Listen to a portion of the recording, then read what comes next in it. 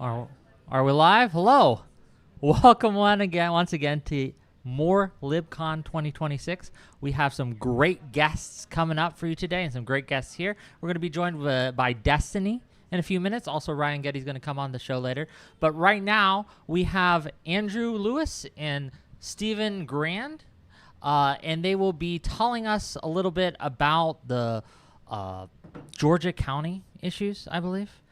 So why don't you introduce yourselves, tell people who you are, what you do, why we should listen to you, and we'll get into it. How's that? I'm Steve Grand, and I'm one of the co-founders of First Five Freedoms, which originated in Atlanta, Georgia. Beautiful. Andrew Lewis, the other co-founder of First Five Freedoms in Atlanta, and trying to do our best to meet the moment that we're in. And what moment is that? Did you guys see the Trump announcement speech yesterday where he went over the election fraud claims and things like that? What are your thoughts? There's a lot to be concerned about. The way we structure our system of voting in the United States, it's left up to the locals. So at county level, at state level, and there is a deep concern in Georgia about what could transpire come October early voting, November 3rd, election day, of interference that would undermine the free, fair elections in the state of Georgia. What kind of interference are people expecting, or are they expecting? Like, I think as someone who is not an expert in this field, but who does care a lot about our election integrity, I see statements from the president like this as kind of like a permission structure to put his thumb on the scale in various ways. But I just don't have the expertise to know how. If he was going to do that, what are some of the ways he would likely try to, put his thumb on the scale and rig the election, so to speak? What do you think? I think thumb on the scale is absolutely right. And that's what he was signaling last night. And if you want to read the tea leaves, he has made a series of statements going all the way back to 2020, indicating that he's unhappy having lost as far as we can tell. But he continues to relitigate this thing. He does. And it's clear that he's not going to give up, and that there's real electoral advantage to him this time around in trying to interfere with the votes, our votes in Georgia. What would that look like? Is he simply going to try to purge voter rolls? Is he going to try to federalize the system? What do you think he's going to do? In my mind, there are two different things to take into consideration. There's the concern that Atlanta has, that many communities across the United States have, which would be the idea of federal agents at polling places. Like ICE and things like that? Okay. And preventing people from actually wanting to do their civic duty of voting. And I think that's something that's shared in many communities across the United States.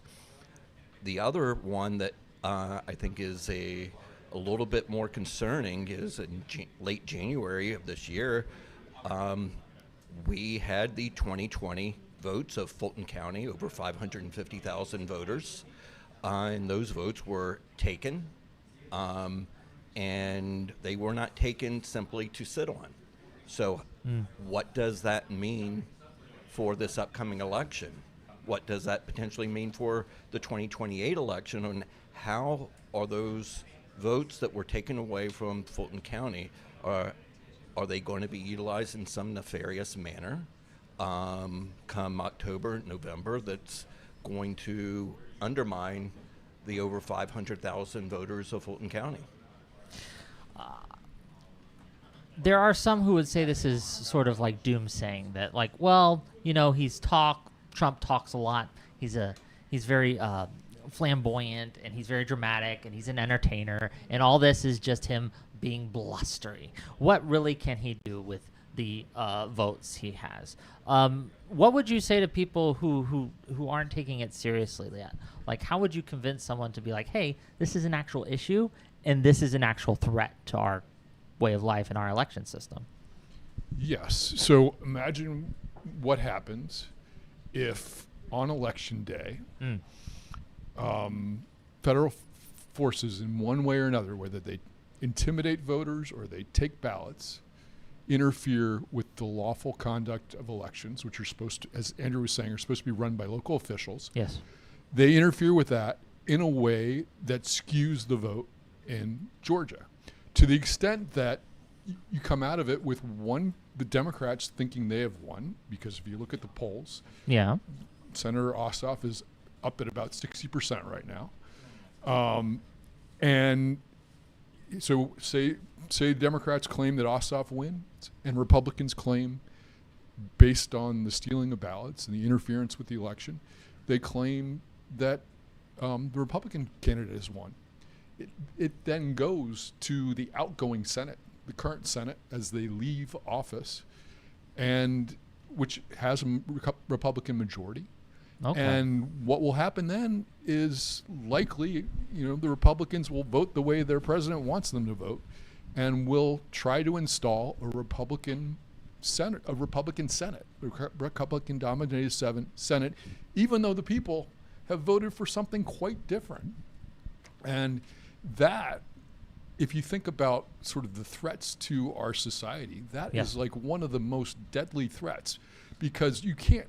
This goes back to January 6th and the way that all played out. Imagine if he had been successful at preventing the electors from making Joe Biden president. Imagine if he had claimed that he was president, and that if Mike Pence had actually gone along with the plan and said, "Okay, we're gonna hold it off a little bit, and toss it to the House, toss it to the Senate to kind of find out which slate of the electors is the correct slate of electors." Yeah, I understand what you're saying. Imagine the chaos that would cause. Imagine the lack of how much we would undermine the legitimacy of our institutions, and that sounds like a highfalutin word, but really the stability of our society.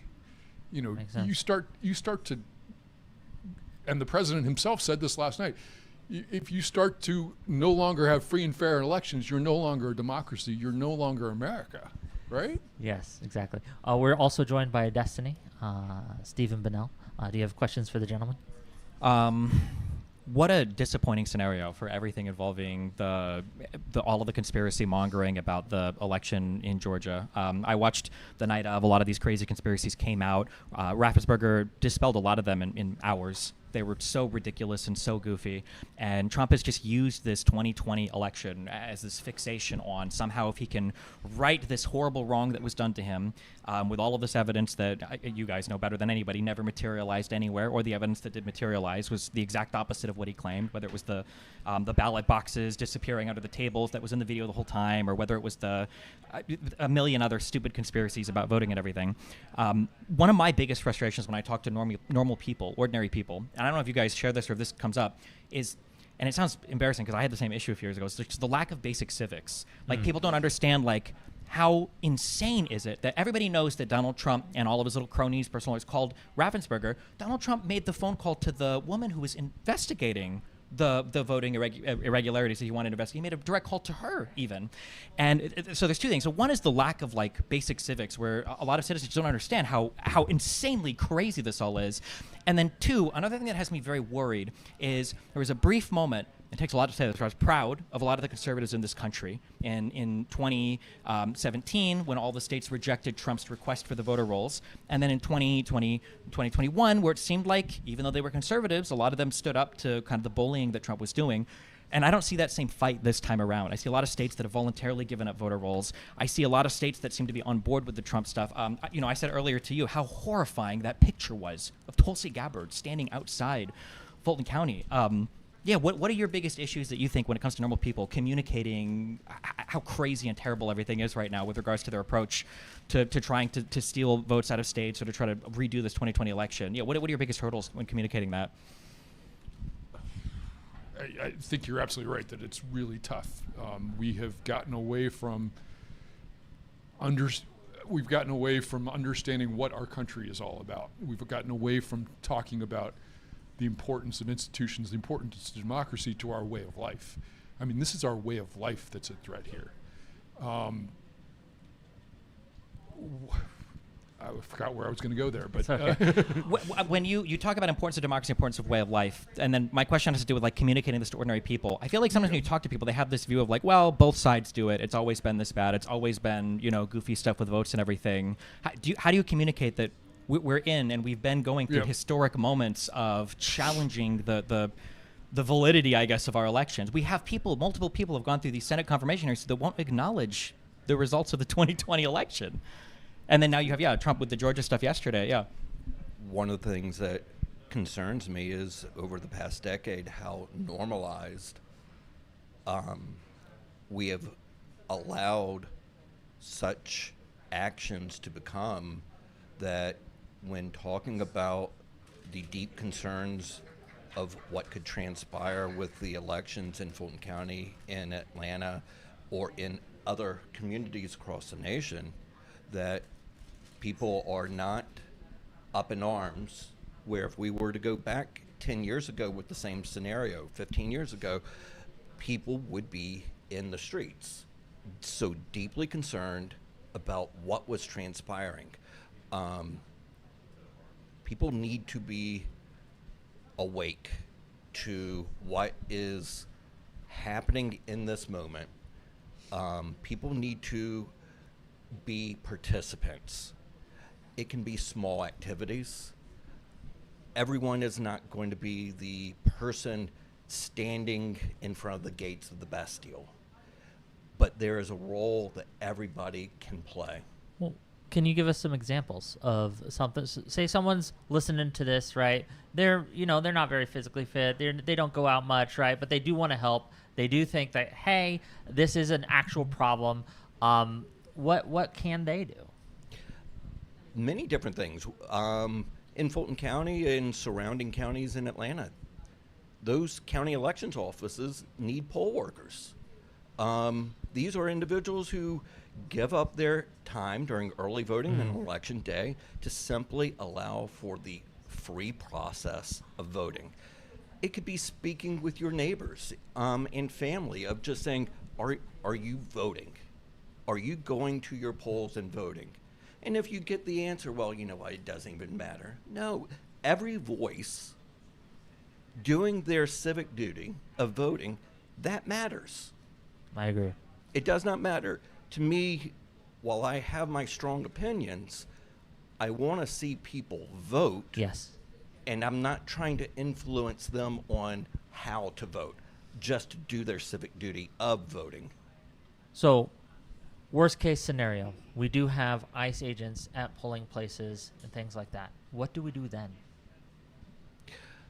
Well, for Steve and I, with our organization, First Five Freedoms, and an initiative that we've rolled out called My Georgia, My Vote, we're actually attempting to put together coalitions within the 4 major counties of Metro Atlanta that are able, if something is going awry at a voting location, if there are concerns because there are agitators at a voting location, that coalition made up of civic leaders and faith leaders and ordinary citizens can go to that location to address what's happening, to lower the temperature, to speak with the agitators, to simply be able to talk about we're all citizens. We all have our individual right to vote freely in an election. So trying to make sure that the process of voting is not undermined. I think that's a great answer. Volunteering and also being ready with people who are leaders in the community to go into these places where there might be ICE agents or there might be some kind of agitators, as you put them, and to be able to calm the temperature. That's great. One of the things I worry about is too many people are on our side are trying to up the temperature, right? Like, oh, voting doesn't matter. They're just going to steal it anyway, right? And that's why I hear this refrain all the time. Like, none of this matters. Trump's just going to steal the election anyway. So we need to do something else. And what that something else means varies from person to person. What would you say to someone like that? Well, one of the things, as we've talked to real election experts, which we're not, but real election experts, is They say vote early. Go and vote early, because if most of the shenanigans, if they happen, will happen on election day. And so if you vote early, you're just ensuring you're putting it in the bank. You're putting that vote in the bank, and no one can take it away from you. Also on that, I like to point out, like, what is the other side fighting against? Like, it doesn't make sense when I hear people say things like voting doesn't matter, it's not important, and then you look at all of the investment right now on the other side for trying to get the United States Post Office to not allow mail-in ballots unless the U.S. federal government gets some voter registration, or you see them seizing ballots from multiple places now in the United States to get a hold of voter rolls on the federal government. Like, you say that voting doesn't matter. Some people might say this, in different areas, but, like, very clearly the people in charge, they do feel like it matters. And you Absolutely. can see they change their mind on things depending on the outcome. Like, how long? I remember arguing with so many Republicans before the election that we don't live in a democracy, we live in a constitutional republic. And they would say this because they always lost the popular vote. But as soon as Trump wins the popular vote, well, now he has a popular mandate Will from the the people. people. And it was the most important election of all time because he won the popular vote. So, yeah, I would say look at what the other side is fighting on. I mean, if they're trying so hard to make it difficult for you to vote, it doesn't make sense that voting wouldn't matter that much, because why would they pour so much investment in trying to prevent you from doing it, Kind of on that topic, one of the concerns that I know Steve and I have shared is right now what we are seeing, many people moving to the extremes on both sides. Yes. And it's cratering that center that allows for, we may disagree, but we are working in unison for the betterment of our nation as a whole. That's important. Understanding that we can be at the same table and be passionately in disagreement of our own policy, but the desperate need to be at the table to together to understand those perspectives, to be able to move the ball forward without continuing this polarization that we're in. From a policy perspective, from a lawmaker perspective, is there anything that the Democrat congressmen, senators, et cetera, should be doing either in the state or local or federal level in order to help ensure election integrity to a further degree, to ensure that Trump can't put his thumb on the scale, so to speak? Is there anything that we can put as like a strengthening a guardrail or anything like that that you can think of or advocate for? One of the areas that I think really needs to be looked at long term, it certainly isn't going to be popping up in the near future, is we really as a nation need to be addressing political gerrymandering. It rewards the most extreme of political candidates, regardless of party, and that is only adding fuel to the fire of the polarization that we have in our nation. Are you worried about the Texas gerrymandering and the other gerrymanderings across the country that might Whether it is Texas, California, Virginia, I applaud the folks in Indiana who were pushed to do the similar gerrymandering, and they said no. Okay. Yeah, I don't know. I feel like we're in a really dark spot right now. I think one of the challenges, I guess, when communicating, I don't have this challenge because I'm unashamedly, I don't know how to say partisan, but obviously I'm a supporter of the Democratic Party right now. One of the issues I have is on the right, there's a lot of what I would consider to be non-starters for conversations right now, to where we talk about sharing a table, but it's hard to share a table when you have, like, the President of the United States should never be tweeting out that members of Congress should be executed. That is beyond insane. That there's no room for that anywhere in our political system. The fact that we are... I hate, you read through history and it's like, well, how did these people allow, this crazy leader to come into power, and how did these people allow this to happen? And then I see we're at a stage right now in American politics where we have now had multiple political assassinations, which maybe I'm naive, but before or after the 60s, I haven't really heard of this being commonplace in U.S. politics. We don't even acknowledge some of these, right? Everybody says, well, who's being killed on the left or whatever? You had Minnesota lawmakers that were assassinated by a guy who was planning to drive to more places. You had the attacks of Paul Pelosi's husband. You've had the killing of Charlie Kirk. And every single time this stuff is happening, you see every Democratic leader, lawmaker, larger figures will usually come out in unison and say, this is unacceptable. We can't have this anymore. It's not okay. And then I remember Donald Trump going on to Fox and Friends after Charlie Kirk was killed, saying that when the people on the left engage in violence, it's just crazy and unjustified. But the people on the right do it in response to the people on the left, and I understand them. And it's just an insane, unacceptable statement from the president, who can never call on everybody to calm down, especially as somebody that goes out and gives these speeches. Yeah. Do you feel like there's a special challenge in trying to communicate to people when it feels like these issues are so partisanly driven? We talk about gerrymandering, for instance. There's one side that's holding up gerrymandering in the United States. We shouldn't be under any illusion to that. But then you don't want to come off as being like overly partisan, I guess. How do you approach any of these conversations? It's challenging, yeah. Let me just give you some hopeful news. Please. We are a part of this First Five Freedoms effort. The two of us, Andrew in particular, have probably had conversations with 150 faith leaders and civic leaders in Georgia, mostly faith leaders, but also some civic leaders. He's probably had 150 conversations. I've tagged along for maybe 75 of those. And you have these conversations, and they're all one-on-one or two-on-one if I'm with them. And they all start out with, just some really dark conversations about what's happening now. But then, the second part of the conversation is always about the kind of America that people want. And again, these are in most cases clergy who are both on the left and on the right and in the middle, and they all, to a person, want to get beyond the culture wars. They want this polarization to stop. They want stability in the country. They want an end to all this partisan bickering. They want the parties to get serious. And on and on and on. And as you sort of put them all together, there's a clear program for where the next political leader, the next American president could go. There is, and we heard some of this at Libcon this morning, there is some clear things that everyone is hungering for. And I think we need to look there for the future. One thing that comes to my mind, and I realize it is such a small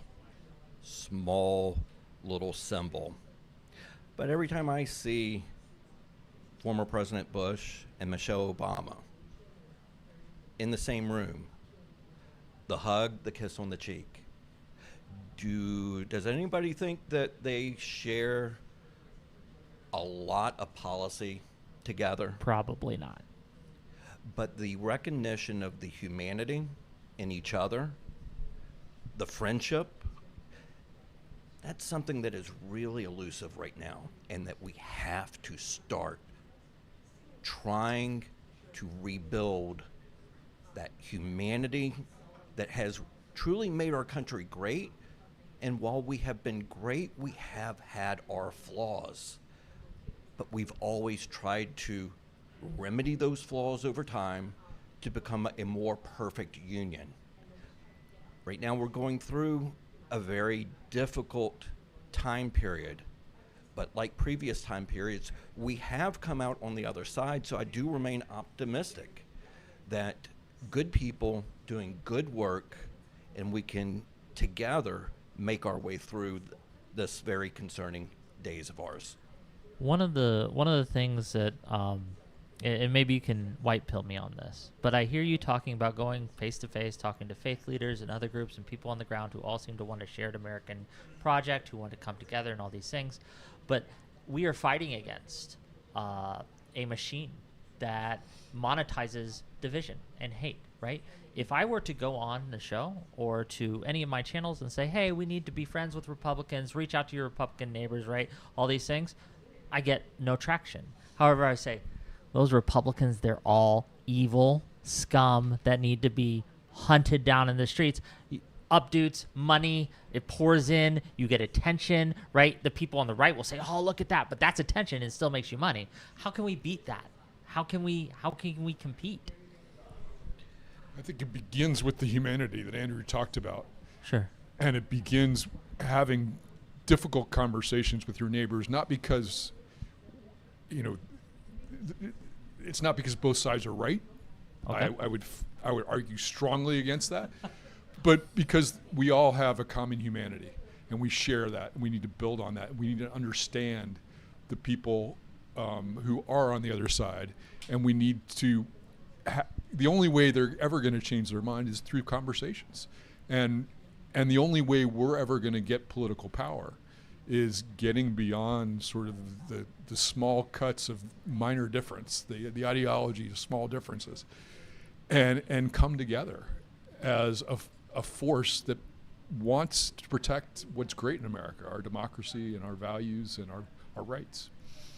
Can you speak more specifically to the project that you guys are working on? You mentioned you're talking to a lot of faith leaders in Georgia. You mentioned putting together a coalition for stuff related to polling places and voting. Is that the primary focus of your project, is like voting day stuff, or what all are you guys working on? Well, the initiative of My Georgia, My Vote has come out of the larger organization First Five Freedoms. First Five Freedoms, looking at the First Amendment and the five rights within the First Amendment. And the idea is it is the common table by which all Americans should be able to come together in support. So with First Five Freedoms, it is to celebrate and protect our First Amendment rights. Based. It is to condemn extremist political rhetoric and political violence. And it is to promote the idea of civility is the way that we are going to move forward in our nation that will better all of us. The continuous polarization is not an outcome that's going to be beneficial to any of us. Fair. Do you have anything else for the gentleman? No, I think we're almost at the end of our time. Are there any other thoughts or questions or ideas you guys want to bring up? Or I think one thing I'm going to reiterate. One, everybody has a role. Everybody can pick their own lane. Find what is meaningful and find a way to engage in this moment. And two, I think it's important for citizens, if you are concerned about what it could mean to go to a polling place this year, vote early. Vote early. If people want to help with your project or get involved, how can they do so? And go to our website, first5freedoms.com. First5freedoms.com. .org. .org. Okay. Or .com. Misinformation. .org, gang. .org. They both work. Thank you both for being here. We really appreciate you, and I wish you well in your advocacy. And I think it is really important that we come Thank you all together. for y'all's time. No problem. Thanks Thank you for so what much. you do. Thanks. cool. Yeah, I think we're good. I think we're good with that. Yeah, just if you want to set your mics down on the chairs, we'll take care of it. I think we're still live. But yeah, just we're gonna get the next guest. Sorry to, I don't mean to shuffle you guys out, right? But no, thank you again. It was nice to meet you. Yes.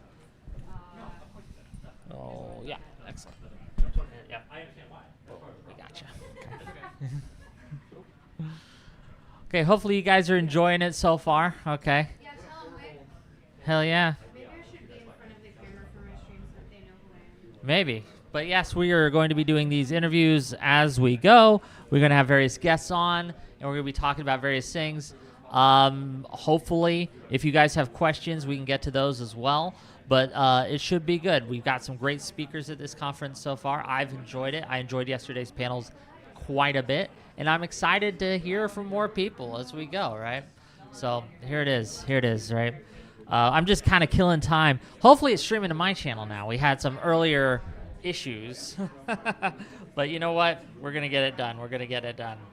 Okay. Yeah, so who do we got coming up next? Not sure yet. Yeah, we're not sure yet. We're going to... Oh, Bill Crystal's coming on next. We got Bill Crystal, so stay tuned for that, ladies and gentlemen. Stay tuned for that. Yeah, I'm going to switch to here. Yeah, we can. Yeah. Well, that's what I just put stop recording because she said don't pull up this guy's hard drive. Why? Just in case it like the screen cuts off, you still have a video. Okay. Yeah. Let's Okay. record it. It's fine.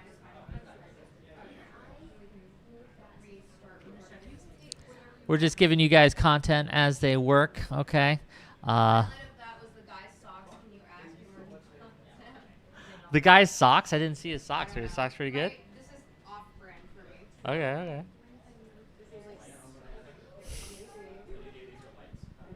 But yeah, Stardust. Why don't you? Oh, you're not. No one's ready right now. I guess it's just me.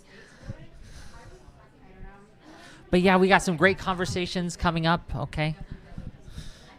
Okay, so then we can just keep it. Yes. Let it do its thing. What was it that Bill Crystal wanted to talk about again? Civil liberties and authoritarianism. So we're going to do some high-minded conversation. Is Ryan joining us for that one?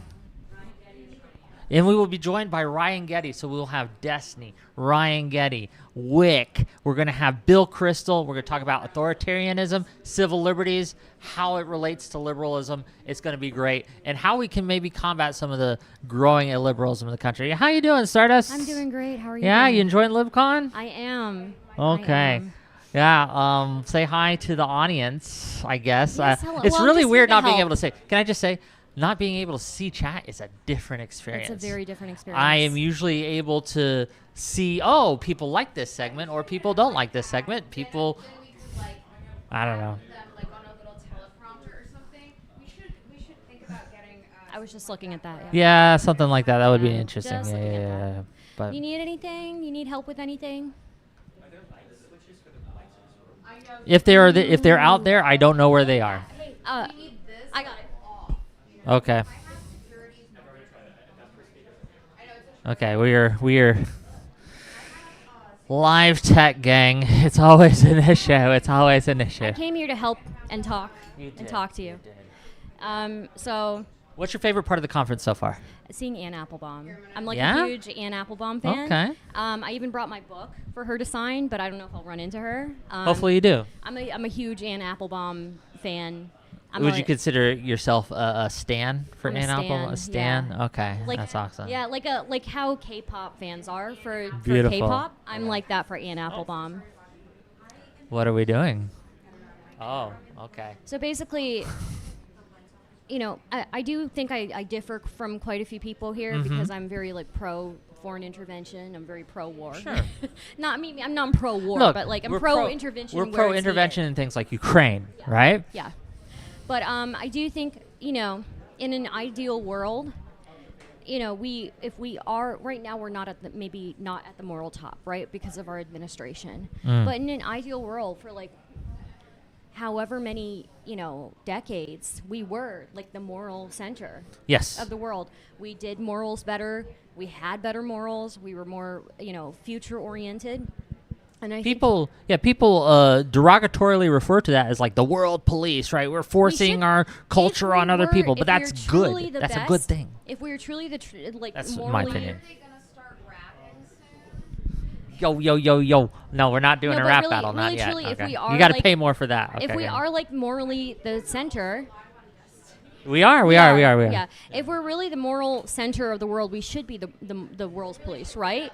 But we are no longer. I feel. We see an administration that is rolling back things, that is actively sabotaging our institutions, that is actively sowing distrust in the public, and I think that unfortunately, with that being the case, we can't really say for sure as much that we are, at the top of that. What right would now. you say to people that will point to things like the Iran war and say, this is what intervention looks like, and it's a terrible thing for America, right? I'd What say would you say the to people like Iran that? war was done terribly, right? And I think you agree with me on that. Of course. We have one of the most effective, strongest military in the world. Look, this is very informal. If you want to chat. come My on and name's just come on Sugarit, in. by the way, on kick.com, by the way. You are hijacking what I'm okay, talking. okay. I'm trying to have a conversation here. Yeah, just grab a mic if you like. No, I just remembered where we were, and I was like, wait, hold on. Okay. So as I was saying, I think we have the strongest, most lethal. We're hello, live, nice to yeah. meet you. It's Ryan. Ryan, say hi. Say We hi have to the the most audience. lethal- Okay. Let her finish her point. Oh, yeah. Yeah. Sorry, my bad. Yeah, it's okay. I'm used to it now. No, Wick. it's okay.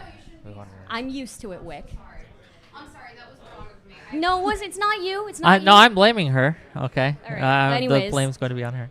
in the right world where we had an effective government that could wield those things properly, that could wield our effective, like our military force, our strongest military in the world, our wonderful military-industrial complex. In the right world where we had a government that was capable of doing that, and more strategic with the Iran war, then maybe we would have succeeded there. But we didn't. He went in. Oh, after can you still see us, chat? people- Oh, we're getting the lighting done. Okay, sorry. He about went that. in after telling people, he told people in Iran that, keep fighting, I'm going to be there. Then they were slaughtered in the streets. They were slaughtered in their hospital beds. And then after that, he decided to go in. All the protesters are fucking murdered, dude. What was going to happen? There's nobody left to fight. Then you go in, you're doing like these half-assed, making these shots. And then the Strait of Hormuz is now closed. I had another point, but you guys are so distracting. It's a lot. We're doing this live. If you guys don't know, behind us there is a whole thing going on. Yeah. So forgive us. Go. Ryan, Anyway, sorry for Am I taking in frame right here? sorry for taking you up so are much space. you are in frame. Okay. Well, Introduce folks, yourself to I'm Ryan Getty. I'm here to talk about liberalism, talk about democracy, talk about freedom, talk about equality, talk about building a liberal movement that can be more successful than what we have right now. So thank you for having me. Of course. What are some of the things that you think that liberals should be doing right now to build those things that you care about? Well, I think one of the great things that we heard yesterday was the importance of an anti-corruption message to so many anti-authoritarian movements around the world. I mean, they talked. Got they you. gave plenty of examples, most notably in Hungary. We also just have to be ready to seize moments whenever they come. Another great thing that a Hong Kong activist was talking about yesterday at the convention was how you never know whenever a moment is going to come along that crystallizes so many of the problems that people have with the current regime, with the authoritarianism, with the corruption, with everything, and come to symbolize just things that are going wrong. I think sometimes it's things we don't expect. The reflecting pool. Yeah, I that think no people- one expected that. The reflecting pool was weeks of jokes here in DC. You Yeah. have no idea. It was so good. Everybody was joking Because about it came Yeah. to symbolize just the incompetence of the Trump administration. Yeah. Right? Indeed. Yeah. So It was something that people could easily see. They could wrap their minds about. You didn't need to know a lot of foreign policy, or you didn't need to Exactly. get down in the weeds of it. It was just visible. you can just see that the Trump administration is screwing up our national monuments. And then lying about it and blaming it on others. Yes. Right? the 200, 300-foot gash that never materialized when they drained the pool. And then, by the way, I filmed it the other day. They still had ducks swimming in the trash over there in this reflecting pool. Yeah. Initially, not a lot of people know this, but the first time the Trump administration came into office, they decided to cut costs on the reflecting pool. This is his first term. They decided to cut costs on the reflecting pool, not drain it in the winter like they do annually. And what happened is 30 ducks ended up dying within the span of a month because they didn't drain it. Yeah, and so it was like 30 ducklings died. It's actually insane. If you look into the Duck a reflecting cost. pool, there's okay, let's not make jokes about that. Okay. But I don't want to. It was quackers. It was quackers, yeah. But there's a lot to look into there, So I just think it's it's a symbolism of everything. People Yeah. don't even realize how long it's been going on. I'm gonna grab something right Yeah. before we Yeah. get Do this you thing. think? Yeah, we're about to go. I'm gonna get a drink too. Can I About 2 entertain? minutes for like a minute, and Okay. then All right. So what was really cool? Oh, am I still in frame? I don't know, people. Okay. What was really cool is yesterday after one of the talks, I went up to Ann Applebaum and I asked her, what does it look like when a illiberal democracy goes back to being liberal? And she said the best place to look at right now is Hungary because that's what they're doing. So I thought that was really interesting. I really like Ann Applebaum. I read Twilight of Democracy. I think if you guys haven't read it, you should read it. I haven't read Autocracy Inc. yet. I know that's her most famous book, but you know. So. Okay.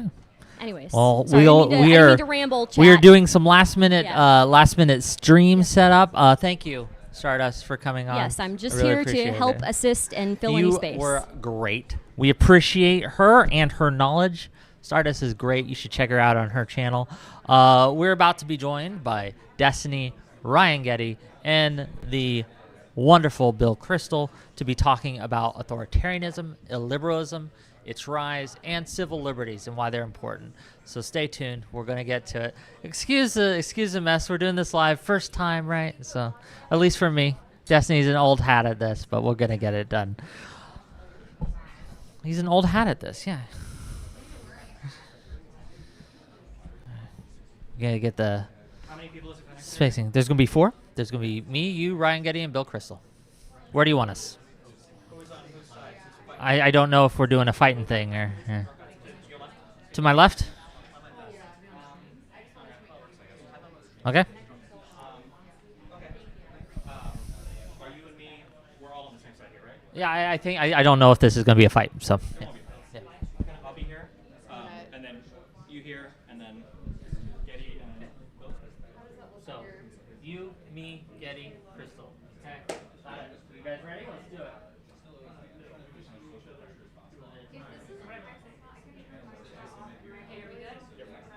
Nope, don't even worry about it. We're good.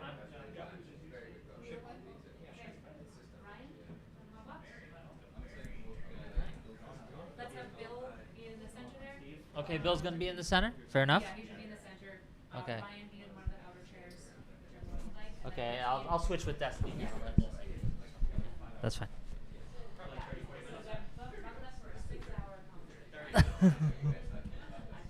Are we live? We are live. We are live. They can see us. Welcome back, everybody. Yes. Yeah.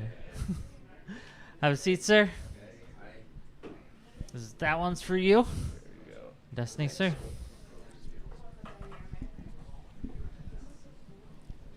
Okay. Well, welcome again to the next segment of Libcon 2026. We are joined by Ryan Getty, Bill Crystal, and Destiny. Why don't you introduce yourself, Bill Crystal? Tell people, for anyone who doesn't know, who you are, what you do, why we should listen to you. Go ahead. Oh, I don't know why. I'll let people make up their own mind if they want to listen Fair. to me, but I feel like I should have a one name, like Pele, Destiny, and stuff. It's much cooler than just the normal, Sure. first name, last Yeah, name yeah, thing. yeah. That was very clever of you to do that. Or you just have one name. Your parents said we're abandoning last names, we're just giving you a single name. So my background is in professional video games. So in my professional video game day, I went by Destiny. I prefer the Steven name in the real world, but Okay. it's kind of confusing, but okay, it no. works for branding online, I guess. No, yeah. it's good. It's Yeah. excellent. Yeah. It's okay. I'll call you Steven.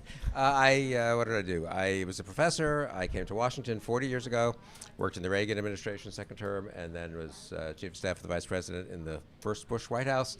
Started the Weekly Standard, a conservative magazine, in 1995. That lasted till 2018 when it was closed down by our owner because we were anti-Trump, and was still more or less conservative. Okay. And then a few of us started the Bulwark, which with Sarah Longwell and Tim Miller and many other I've heard of it, yeah. famous people you've heard of, younger people, not as young as you guys, but on the young by my standards, Yeah, that's yeah, that's been great. Honestly, they've done the bulk of the work, so I give them a huge amount of credit for that. And I was never Trump from the beginning in 2015, and still am.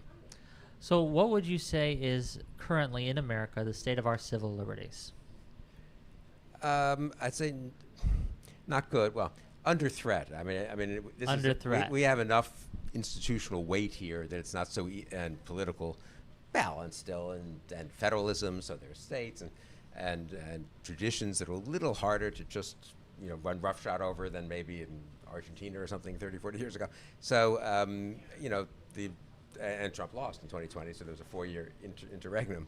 So all of that means, I think, that the progress of authoritarianism in some ways has been less bad, less dire than some of us thought it might be. On the other hand, it's pretty bad and pretty dire, and in a way, because it hasn't, in some ways, come through as much as it might have, I think people are now a little too complacent about it. And Okay, So, so because and it- some of the stuff that's happening is I mean, it sounds stupid every time one sounds stupid. One says, "Oh, this is shocking! I can't believe this is happening." And I, in fact, try not to say that because I think the formulation is actually very is misleading. We need not to be surprised it's happening. But having said that, what ICE is doing on the streets of America, it's really unbelievable, and should not be normalized, or we shouldn't just focus on, gee, there are a few abuses here, but most of them are, I mean, the whole thing is a disgrace. Can I ask, as a never Trump Republican, you're in an awkward scenario to where I imagine you don't consider yourself Democrat aligned on a lot of. No, I'm sort of an I am an ex-Republican. Pete Buttigieg said years ago, that he said he wanted the support of liberals and progressives. He had this whole shtick of vegetarians, and I want the support of future former Republicans. This was in 2019. Gotcha. I'm very much in the future former. So now the future's happened, and I'm a former Republican, and I've rethought some issues. So I am a little, and I think of myself as a kind of mainstream liberal these days. Honestly. This is a question that all the Bulwark people get, and they all have the exact same answer. Well, yeah. I guess. Yeah. I think a lot of us have had very similar. Yeah. We have different, variations. We try to think for ourselves, but look, you'd have to be an idiot not to see that if 80%, 90% of the conservative movement has signed on for Trump, more or less. I mean, some enthusiastically, some just acquiescing. Yeah. You'd have to be an idiot to say, well, gee, this movement that I was kind of part of, well, I had my issues with it, but still, that I was part of, didn't have more problems than I realized. I mean, you have to kind of. I think it's foolish to pretend everything I thought was correct, and I don't have to rethink anything, even though Trump has emerged from this movement and in this party that I was associated with. My question, I guess, is no, you're good. You're good. It's good to hear.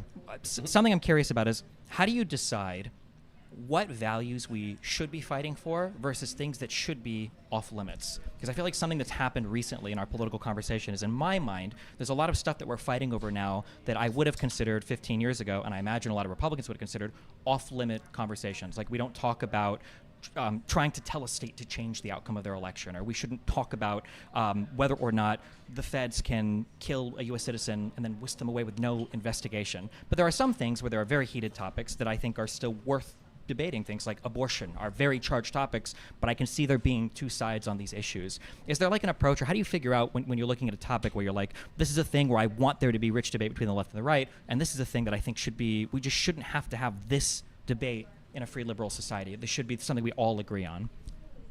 Yeah, I mean, since we don't all agree on it, I think in a way it's easier to decide because it's not an abstract. I don't have to go look at a matrix of 10 things. You have to see what the authoritarians are doing and then say, look, are they defensible? It's not every conceivable thing the Trump administration does. Some of them are just policy disputes, tariffs, let's say, or something. And so they can do damage to the country, incidentally, even if they're sort of within the boundaries of acceptable and non-simply authoritarian policies, but it's not quite the same as you say, whisking people, citizens or non-citizens actually, off the streets of our cities and God knows killing them, and then covering it up, and then having a whole part of the federal government enthusiastic about the killing and the cover-up. I guess I have a pretty simple answer, which is, look, the founder, for 250 years, people have thought a lot about what are the core issues of core features of a liberal society. Democracy, respecting election returns, civil and political liberties, the rule of law, free press, freedom of association. I would say here maybe it's more of on the liberal side of things, old-fashioned liberal side of things, a pretty robust private sector and civil society that isn't simply at the mercy of government. So things that intrude on that are more important and more dangerous, I would say, than even foolish policies. Trump's foreign policy, I think, is very bad. And really, we could pay a huge price for it. But at the end of the day, a lot of that is still in the realm of policy. I mean, you don't have to be a strong member of NATO to be a good, to be a liberal Democrat and a strong defender of American principles. You can make a practical argument for how damaging it might be to get rid of it and all that. But I'd say the core liberal democracy issues. Earlier, you sort of mentioned the civic Republican spirit of the American populace being one of the bulwarks that's holding the current administration back from pursuing some of their more authoritarian stuff. I wonder, we think about things like no kings here. Do you think that comes from just a long history of liberal democracy, or are there things that we do in this country that help people learn these principles, and how can we do more of them, if so? No, it's a good question. I'm not I'm not sure I have a very good answer for it. I was struck when I was in Minneapolis right after the killings of Renee Good and Alex Preddy that they said there, the people who were so active, and it really was remarkable, the civic mobilization there, and 70-year-old people my age getting up at 6 in the morning to go to schools to help to meet the immigrant moms who were bringing their 6-year-old to first grade or something, but to meet the family 5 blocks from the school, because if they went to the school, Yeah. the mom could be or dad could be arrested, and so these people were walking strangers, obviously, little kids to school, and then bringing them. Anyway, it was really impressive, and the people in Minneapolis were sort of, well, we're special. We have such a tradition, which they do, of liberal civic organization.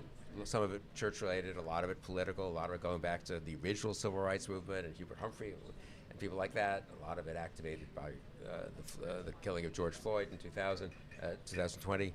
So, I mean, I sort of resisted when they said they were special, because I wanted to believe that this could happen everywhere in the country. And I think it can to some degree, but it probably does help to have that tradition.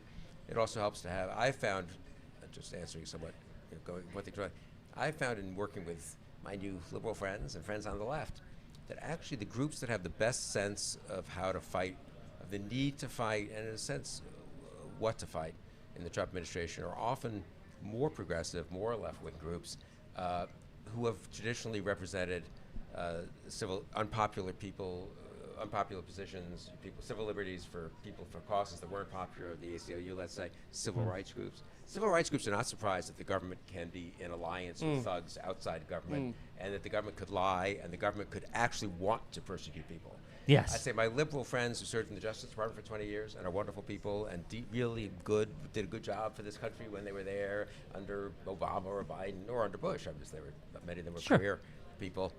They sort of still, some of them want to think, this can't be happening here, and the government can't really be doing this. And there must be something wrong, because how can they be bringing all these suits? It's like a couple of wackos Trump has put in there, and there must be rebellions underneath. There are some rebellions underneath, but not as much as, in a way, as I say, having the experience of a really lawless and authoritarian regime, maybe at the state level, in the case of obviously a lot of minorities and the blacks in the South, but honestly, with immigrants who've come from backgrounds where this was more, more the case, they're more attuned to how bad this threat is and how it can start off in a somewhat gradual way and get worse. I mean, but basically, just on the public, look, it's very important that Trump is at 40%.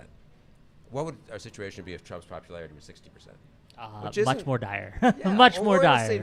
He got elected with 49.8, 50, so 53%. Even if he were it would be much more dire. And that's not an incredible counterfactual, right? I mean, it could be. I mean, luckily he's screwed up in various ways, but luckily I think the economy isn't terrible, and the war in Iran is idiotic, but it's not like we're in Vietnam or something, right? Or even Iraq. So, I mean, in a way, it's striking to me. I give the public a fair amount of credit.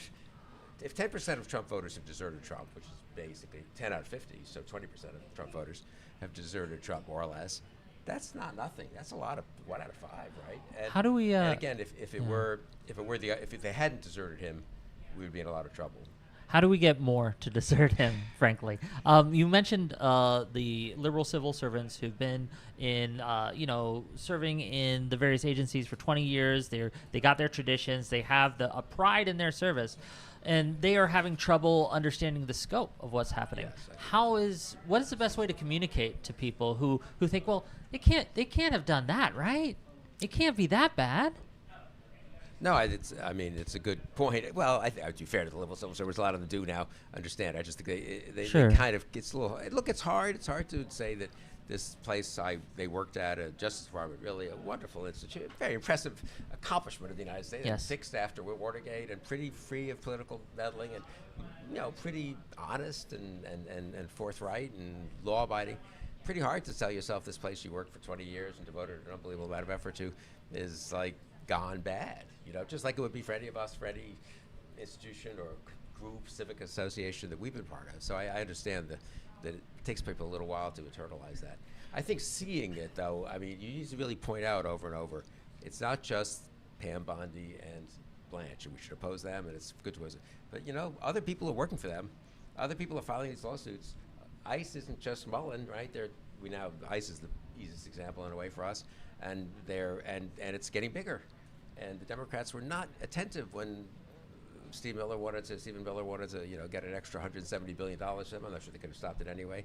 And then they did fight the $70 billion in the last several months, which was very important. Money matters, and I guess one thing I would say for my liberal friends is I do think, again, here the left in a weird way is a little better because they're sort of Marxist, the Marxist side of them sees this, and the right is better for historical reasons. Power matters. Levers of power matter, and we need to think a little more in a more hard-headed way. I think, well, what levers of power do we have? Now, the liberal America has a lot of levers of power. Obviously, at the state and local level, but obviously huge institutions out there that are mostly liberal or have been mostly liberal, universities, law firms, a lot of businesses, a lot of civic organizations. I mean, one political party, which has half the country basically. But the right's pretty good about sort of thinking, the Trumpist right. Authoritarians are pretty clever about this. Okay, what power do we have here? How do we use it? They're going to laugh at us. I'm going to give a speech with all this bullshit about, Chinese interference and all this stuff. But you know what? You've got to begin to get out the idea that it's out there. Even if 40% of the public believes it, it's going to make it easier when we say that's why we have to take over the, election management in certain states or localities and all that. I think my liberal friends are a little, and I don't mean to criticize, believe me, I'm with them and they're my friends, but they're a little too quick to say, well, that was ridiculous. That was silly. I feel like Gavin Newsom's... it could be ridiculous, but, a lot of authoritarians through history have been thought at the time, correctly, to be kind of ridiculous people, performative. A lot of their stuff was idiotic. But just the body weight of Trumpist authoritarianism worries me a lot.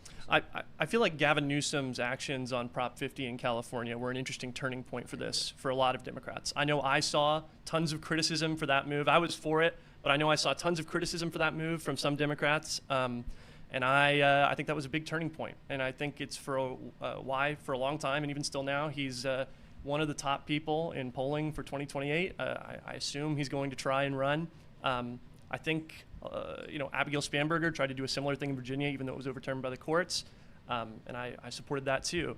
I mean, is that an example of what liberals sort of using their power looks like to you? Yeah, I voted for the Virginia for the Spanberger of course. for the thing. No, it's important, and we should be for, I think, maybe a better House of Representatives if there were nonpartisan redistricting.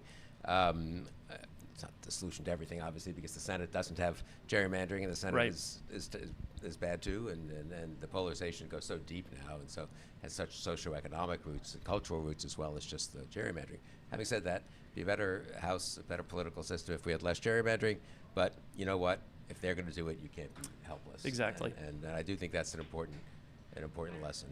Now, look, having said all this, I think compared to a lot of other places, liberals in America we're pretty quick to wake up to. We're quick to wake up to Trump. I think the thing that shocked them, and it unfortunately surprised me, though I came to realize it was happening pretty fast. I think fairly fast, was that the conservatives were not going to be there with them. I think, liberals were. It's nice in a way that they had enough regard for, those of us who liked John McCain and had worked in the George H.W. Bush administration, but even people whom they didn't like as much who worked in the George W. Bush administration, and some of us who were warmongers and all. It's nice that they had enough respect for us that they kind of assumed, well, at least these people are for the rule of law and constitutional government and decency and they're not, and rationality and honesty, and they're not going to go down this path. And in a way, you can't blame the liberals for the conservative. Look, why is Trump so powerful? Why? If the Republican Party hadn't gone with Trump, he would have been a one-term president, would have done some damage, would have been a demagogue. It would be like a parenthesis in American history, though, kind of an unfortunate parenthesis. Yeah. It was the party going with him that gave him all, and his ability to then intimidate, and then his ability to keep control after January 6th, that has made him the incredibly powerful. It does strike me that that's not liberals' problem, that's conservatives' problem. The only problem liberals had was they slightly overestimated the decency and the integrity and the courage of a lot of conservatives. Yeah. What caused that? What caused the kind of like the capitulation? Well, surely control of the base, right? I mean, I feel like for the longest time, maybe that's it's starting. Just primary threats. I think that's part of it. I think after January 6th, I think a lot of them just thought he was finished, and I think they thought that there was no need to kind of. You could get away with not having to confront it because you'd irritate people, and then for what if he's done anyway? It's hard to know how much of this was what they really thought, how much of it was rationalizations, how much of it was wishful thinking, obviously, which is what they thought. I guess it's just wishful. No, it's a good question. I mean, there were elements of the conservative movement. I think one of the most dispiriting things for me is that it turned out that certain aspects of normie Republicans and previously decent conservatives they kind of liked aspects of Trumpism, if we can be honest, right? It wasn't just that they had to go along grudgingly, I don't approve of this, but at the end of the day, the left is more dangerous. That's what they would say. But there was a little bit of also, God, finally they're getting, someone is fighting hard and giving it to those people we've resented for decades. I'm not quite sure why there was so much resentment, honestly. It's not like conservative business people or other people in America. A couple of places they were discriminated against a little in the academy, I suppose, and all this. But it's not like they've been miserable for the last 50 years, right? We're not talking about. It's not like it's one thing if you have an authoritarian movement that comes to power and is representing an ethnic group, let's say in a country. This happens in Europe sometimes, right? That has been put down and really treated horribly, and then they get power, and their instinct is, okay, we're going to pay back. But who's paying back here? Did Donald Trump have a miserable life in America? Until he was president of the United States? Did all these creeps working for him? I mean, Mark Wade this is you hear J.D. Vance. This is a populism. You hear Vance and the national conservatives talk about Vance rose in the old America, right, which was open to people who came from from families that didn't have college backgrounds. And they want to pull up the ladder behind them. You get a scholarship at Ohio State. You go to Yale Law School, and there's no recognition that maybe the society. Liberal democracy's been very good for them by and large. The society that allowed you to do this is not so terrible. Now he knows that at some level. Surely he's not an idiot, right? But he's willing to just risk it all and throw it all away for this. For what? I'm not sure. I was going to ask, I guess, on this vein, it seems like there's some mechanism in the liberal side of politics that's somewhat self-correcting. For all the faults that people might say for running Biden again, like he was ultimately pushed out of that election because the entire party saw that this probably wasn't going to be the way to go. And then Harris came in, and obviously there was that whole fiasco. It feels like on the Republican side, there was this brief window of time after January 6th. I'm thinking of heroic figures, Cheney, Kinzinger, that stepped up, were on that J6 Select Committee. And that after Trump was gone, there was a little bit of like an awakening, and there was like a moment there where the Republican Party could have kind of, I don't want to say returned to normalcy or something, but could have at least taken a step aside from the crazy Trump stuff. And you see after the 2020 after the 2024 election that we just had, all these Democrats are like revisiting everything. They're like, we need to change. We can't, whatever we were doing before, it's not working, right? Trump left. Trump left. Barely he left. And then we got a Democrat in, and the Republican strategy after a year was basically just like, okay, we're going to do the exact same thing we did, but we're going to do it 10 times harder than we just did it. Why do you think there was that missed opportunity, or what is lacking in the Republican Party, that self-corrective mechanism that it seems like the Democrats listen to a little bit more? No, I very much agree with that, and I mean not just Biden, and I was one of those who wanted him not to run again and got grief from the White House and all, but it was obviously shouldn't run. But I mean, look at recently with Plattner or Cuomo in New York. Let's say there's been a certain willingness to say people whom they, in the case of Plattner, a lot of them really kind of were enthusiastic about. In the case of Cuomo, a guy who'd been around forever and had a lot of allies and relationships, as they say, and all. No, I very much agree that liberalism, the flip side of occasional liberal, not being tough enough, is that there's a kind of decency and a sense that we should try to be the party, the movement that's more humanly decent, I would say. I don't know, the conservative side, I mean, that's a real story. I mean, both the accommodation in the first term, I would go back to that. Well, first of all, not 2016, you get the tape goes out there, and there's a day or two of, oh my God, and then, okay, you know what, he's our nominee. Then 2018, I think it's 2017, there was a sense of, we can constrain him, and they did somewhat. But it was pretty clear by about 2019 that he was going to be not constrained much anymore, and things got more radicalized at the end of the first term. But then he lost. He did ultimately leave office, and people were willing to tell themselves a fairy tale about how he was finished. And I'm for Nikki Haley. I'm for Ron DeSantis. I'm for maybe Jeff Kemp can be reelected in Georgia, and he was really not even Trumpy, and he could possibly win.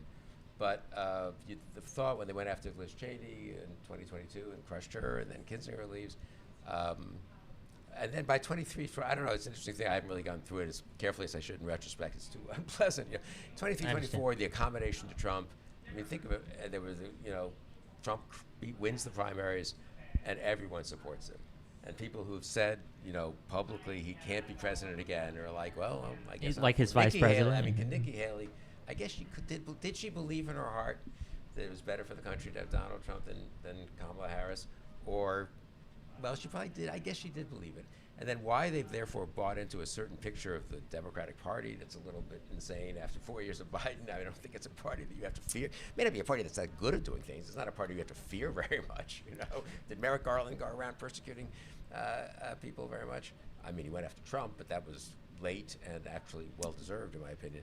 Anyway, a long way of saying, and there was, but I come back also to the fact that the standard explanation is they bought a story about the Democrats and all this, but I think a lot of it is also there's this elements of conservatism that ended up relishing some of what Trump did. In this vein, does this explain the trajectory of someone like Marco Rubio, who's a real political survivor in this era?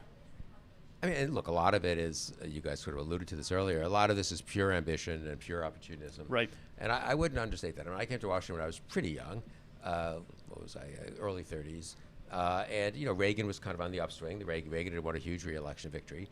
And I had been a Reaganite after being a kind of Hubert Humphrey, Scoop Jackson, Pat Moynihan Democrat. But anyway, I was a Reaganite. But there were a ton of people in the Reagan second term who had been Rockefeller Republicans and moderate Republicans and this kind of Republican and that kind of Republican, certainly Bush Republicans. This was kind of the winning movement. And the party, they were more Republican than Democrat, and they were on board. And, they had sort of been pro-choice. They weren't really pro-life. But, that's kind of what the orthodoxy was. So they kind of became that. And there were a lot of people did that. And they were never really going to matter. It's not going to happen, But it's sort of part of what this. And then we have these allies. Some of them are a little wacky, honestly.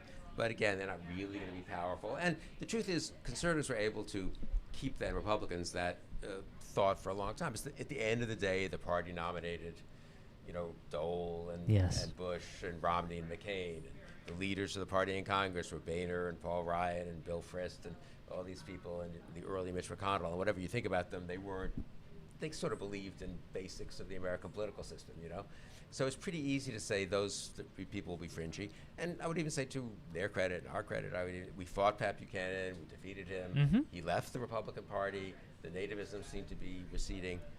But we underestimated how much of it was there beneath the surface. I'm not sure there was much we could have done about it. I mean, we fought it, but people have their views, and you can't censor, talk radio people you don't like, and just shouldn't censor streamers you don't like, So the new talk stuff, radio. the stuff, the stuff festered beneath. Yeah, you guys are better than that, but I don't know. Sometimes, sometimes the stuff festered beneath the surface and really exploded, and a lot of it was bad luck. I mean, this is a question like, what if Trump doesn't win it? What if he doesn't run? And what if the Republicans nominate a semi-normie Republican in 2015? They'd be more anti-immigration, I guess, than they would have been. But they wouldn't have, I don't know. A lot of this could have stayed at 20 or 30% of the party.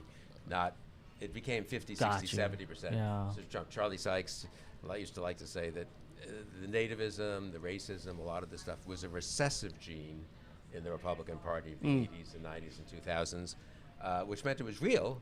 And recessive genes are genes. I mean, they're there. Yes. And they sometimes become non-recessive, whatever the term is in biology, right? And that's sort of what happened. One last question for you, because we are running out of time. We'll respect your time. Speaking of using levers of power, Josiah from Pondering Politics wants me to ask you, court packing, are you for it, against it? What are your thoughts? There's been some talk from presidential hopefuls. I'm open to it. I'm certainly for various forms of court reform. You could maybe do term limits, might be better than, quote, literal court packing, which just has a bad history because of the failure of Roosevelt's attempt to do it. And I'm also, let's just see what happens over the next 3 years. The courts have been bad, but not as bad as they could have been. The lower courts have been pretty good. No, but I think everything. That's the old Republican coming out, and you're right there. I'm just kidding. No, it is. You're right, it is. And I was going to say, but I'm now going to go to the new non-Republican, ex-Republican. Everything should be on the table.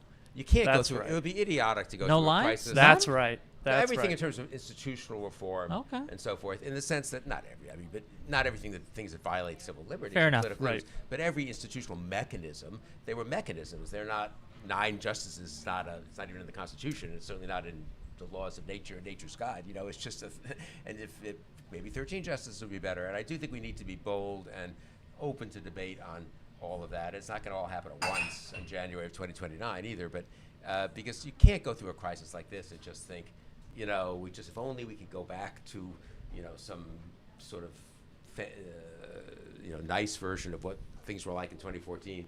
It's not going to happen anyway. You need to be forward-looking, and that means being open to pretty radical reforms. On ICE, too? On the reform, I'm a total abolish ICE person. That's right. I mean, That's right. Look, I say this as someone who was in government and who studied a little bit of this stuff when I was back in my political science days. When institutions get corrupted to the degree they do, You got to just rebuild need the to TV you gotta star. you gotta Start eliminate over. I them. mean, that's yes. just practical. I'm very unhappy about them, and I think it's a symbolic matter. It'd be good to get rid of them. But I just think it's an actual practical matter. If someone made me president in January 29 and said, you know, you got to run an immigration system here. What do you want? I wouldn't say, let's look at the current ice and see how we can tweak it. You know, I would say, fine, okay, we'll figure out how to do a better job, and we'll figure out to build a new immigration authority. Sounds That's good. right. Anything else from anyone else before he has to head out? No. Maybe any- just a brief, I guess, a quick question. How do you decide as somebody starting a new media thing, somebody who used to be Republican, how do you decide when it's time to leave versus when you want to stay and reform? Like, at what point are you like, I don't want to be a part of this movement anymore. I'm going to do my own thing on the outside versus I'm going to remain here because I want to be like a guiding light in this movement.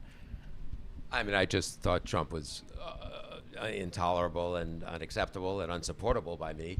I didn't think when I was Never Trump in late 2015 and 16 that meant necessarily that I wouldn't be voting for Republicans, you know, 2 years later. But then he took over the party, and the party accommodated to him. And in 2018, I was in my congressional district. I think this will answer your question. In Northern Virginia, we had a good Republican member of Congress, Barbara Comstock, who was never anti-Trump and voted against some of the Trump stuff on the Hill. But still, she was a Republican. She was going to vote for Kevin McCarthy for Speaker. I guess it would have been McCarthy at that point, right? Paul Ryan was stepping aside, or vote for the Republican for Speaker. And I just thought Democrats need to win the House to limit the damage Trump could do in his last 2 years. And I had a difficult conversation with her where I said, she asked me for a contribution, and I said, no, I'm going to vote for your opponent, who was a nice person, kind of ordinary Democrat, you might say, because it's just important that Democrats win the House. And I think that was kind of, for me, not that one thing mattered, but that year of like 2018-ish was the moment where you start to realize this is not just I'm against this one individual or against MAGA. You're against the party. Once it takes over the party, then you have to be against the party. Well, thank you for spending time with us today, Bill Kristol, pleasure. everyone. Thank you very much for joining us. Thank you, Appreciate guys. Thank you. you so much.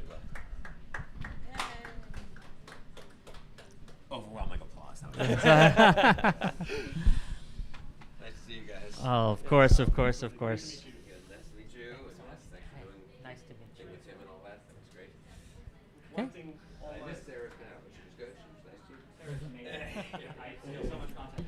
All right, guys, we've given you so much content. Okay, we're going to be back in like 10 minutes. Stick around. Make sure you super chat Whick for putting this True. all together. Okay, he's being Money. a trooper.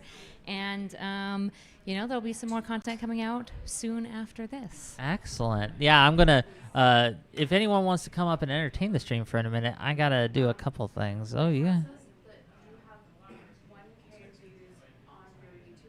Beautiful. Excellent. This is what we like to see. We love that support. Give me money. Give me money, okay? Hit that like button, too. I got to pass the hat around. I'm a busker, okay? I put on a show for you. I organize these things for you. The lovely Erudite and others have helped to organize these things for you, right? Support us. Yeah.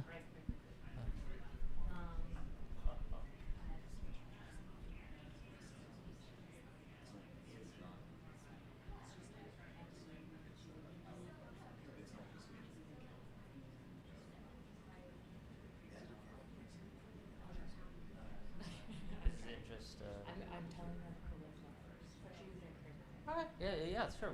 Look, you bring someone on, we'll make content. Okay. Great. Excellent. We're going to try to get it for 3:30 or next hour about it. Okay. So you have like 30 minutes to chill, bring on crowd or something like that. Okay. We can do something, right? We can do something. But give me a second. I gotta get a drink and do a couple things. Alice, why don't you come up and say hi to my audience? Tell them all about the things that you got going on, some of the things that we can do as liberals to kind of connect and organize better. Go ahead.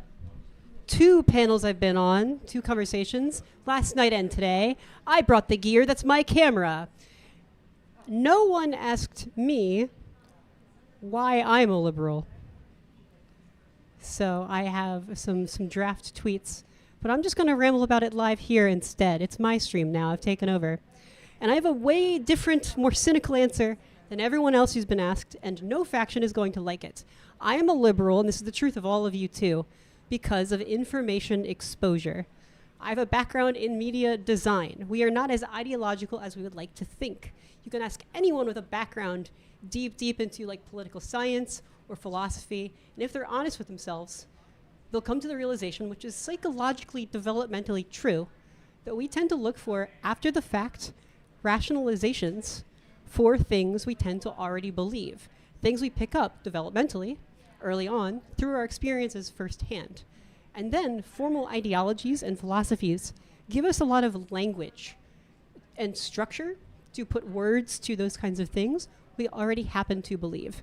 This is why like a lot of debates about philosophy or whatever don't really seem to work. And a lot of us are really just ideology shopping. Why I'm a liberal is because I paid attention, and it's probably why you are too. Liberalism is responsible for most good existent things in our society, no matter what your society is, because liberalism is inherently pro-social and sustainable in a way other ideologies are not. Liberalism really comes down to, if you read theory, sort of one just core premise, and then the base structure of rules around that you need, that extrapolates out into a whole system of law and society. Egalitarianism. What people seem to forget, especially leftists these days, is they take credit for all of the accomplishments of liberalism. The Enlightenment really did change the world, and it started with that idea of rejecting monarchy. Like, what if we were actually equal? What if people are not born more special than others, or more divine than others, or more important than others? What if people are just people? Therefore, you can start to draw some conclusions. Any rules we have, any structure we have, is just a matter of consent and like contracts drawn out from that. Like we all lend our power to that. We make some deal that benefits us. And then, because we're all just people, and we could really just be anyone else, we are interchangeable, we're not fundamentally different, we should probably then, at a systematic level, draw some Kantian categorical imperative philosophy ideas. The golden rule, treat others how you want to be treated. And really, we're just using laws where they make sense to optimize for our individual opportunity. Freedom is a bit of a misnomer because the right says freedom a lot, but they mean hegemony by it, which is fundamentally illiberal. So if we're just assuming all people are kind of equal and you're maximizing for the opportunity of any individual person, you're going to have better odds on average. You're going to have more stuff on average, more pro-social stuff on average.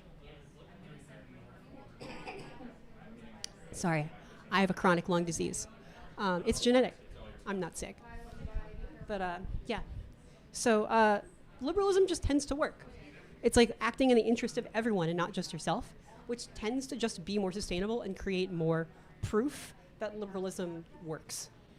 I don't have chat up. I don't have any way to interact with chat. I hope I'm making sense. And so like, if you paid attention in school in history class and you passed, if you went to college, you understand like how and why liberalism is responsible for a lot of these things. But yeah, go back to Mills. People always talk about like Mills on liberty. A lot of the people here today you've seen, this is why you can't take this event seriously as representative of the left as a whole. This is just a left group. Disproportionately educated, disproportionately probably high earning, disproportionately white, and a lot of people disproportionately male. And a lot of men like to take credit for like these ideologies as like, oh, I made this big important decision, it was me. When it's really just not the case. Mill specifically wrote another piece with his partner at the time, sort of a mistress, like they were kind of best friends, they had a complicated thing going on. I believe it's called On the Liberation of Women, which is brilliant. It's a sequel to something she herself wrote alone, and this is what they wrote together. And you can see in liberalism's cradle, as it was sort of formalizing itself and developing, it was this excitement, which would seem very left-wing, very progressive now, and we need to reconnect those roots. The excitement that people are just people, and there are no meaningful differences until proven otherwise. Like, women are people who have equal capabilities. That was a new revolutionary idea at the time. It was unpopular at the time, but it was right. It was true. I'm sorry, I forget the name of Mary Wollstonecraft's book. She's considered the first feminist. Her first feminist work was not popular at the time. It was not well received at all. And you might not have even heard of it. However, you have heard of the real big win, which was by her daughter, Mary Shelley, who wrote Frankenstein, one of the first horror novels, which is all about acceptance of people different than you. We're doing something else? Gang. Well, no, you're going to stay here if you like. Sure. You don't have to. Woke with just chat. well, cool. We can do that. How's it going? I'm gonna sit Oh, down. yeah, come sit. This works. If you'd like. I assume, I think it's assume working. it's attached to Yeah, the digital it's thing. live. For a second, just get my phone so I can look at chat. I'll take your time. Take your time. This is Hunter Kozak. Hey. I make TikToks. I make YouTube videos. I'm probably more famous for other reasons. A few other reasons. Counting or not counting incidences in Utah, I don't know. But regardless, he's with us today to talk to us, and we are excited to have him. What's up, Kyla? 5 minutes? Got you. Okay, Might is have the Destiny who? joining us for Colonel? Okay, great. Go I do would- that. Okay. Okay, so we might be... No. Yeah, take your time.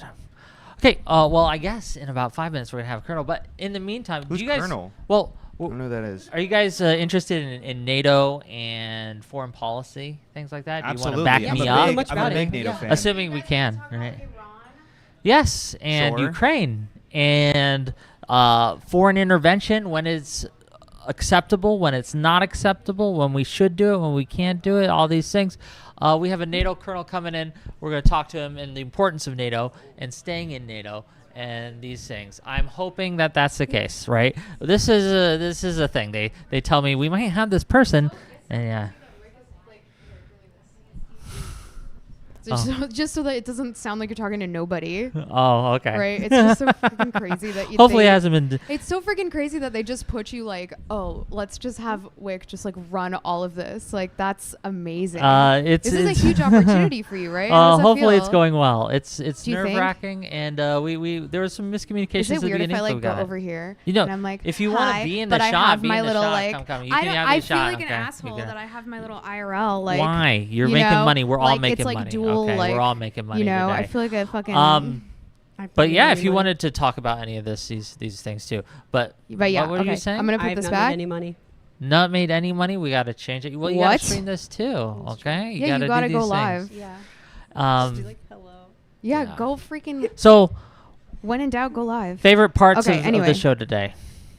Favorite parts of Libcon so far. Fukuyama. for sure. Fukuyama. What about Yeah. him? What about him got you Well, going? I don't know. He had a really good he had a really good talk on Humphreys, the Supreme Court. Yeah, Humphrey's executor. Yeah. Mhm. That like essentially there's a harder conversation to be had Yeah. about Humphreys, which is that in some ways the having all of these executive functions and having all of these different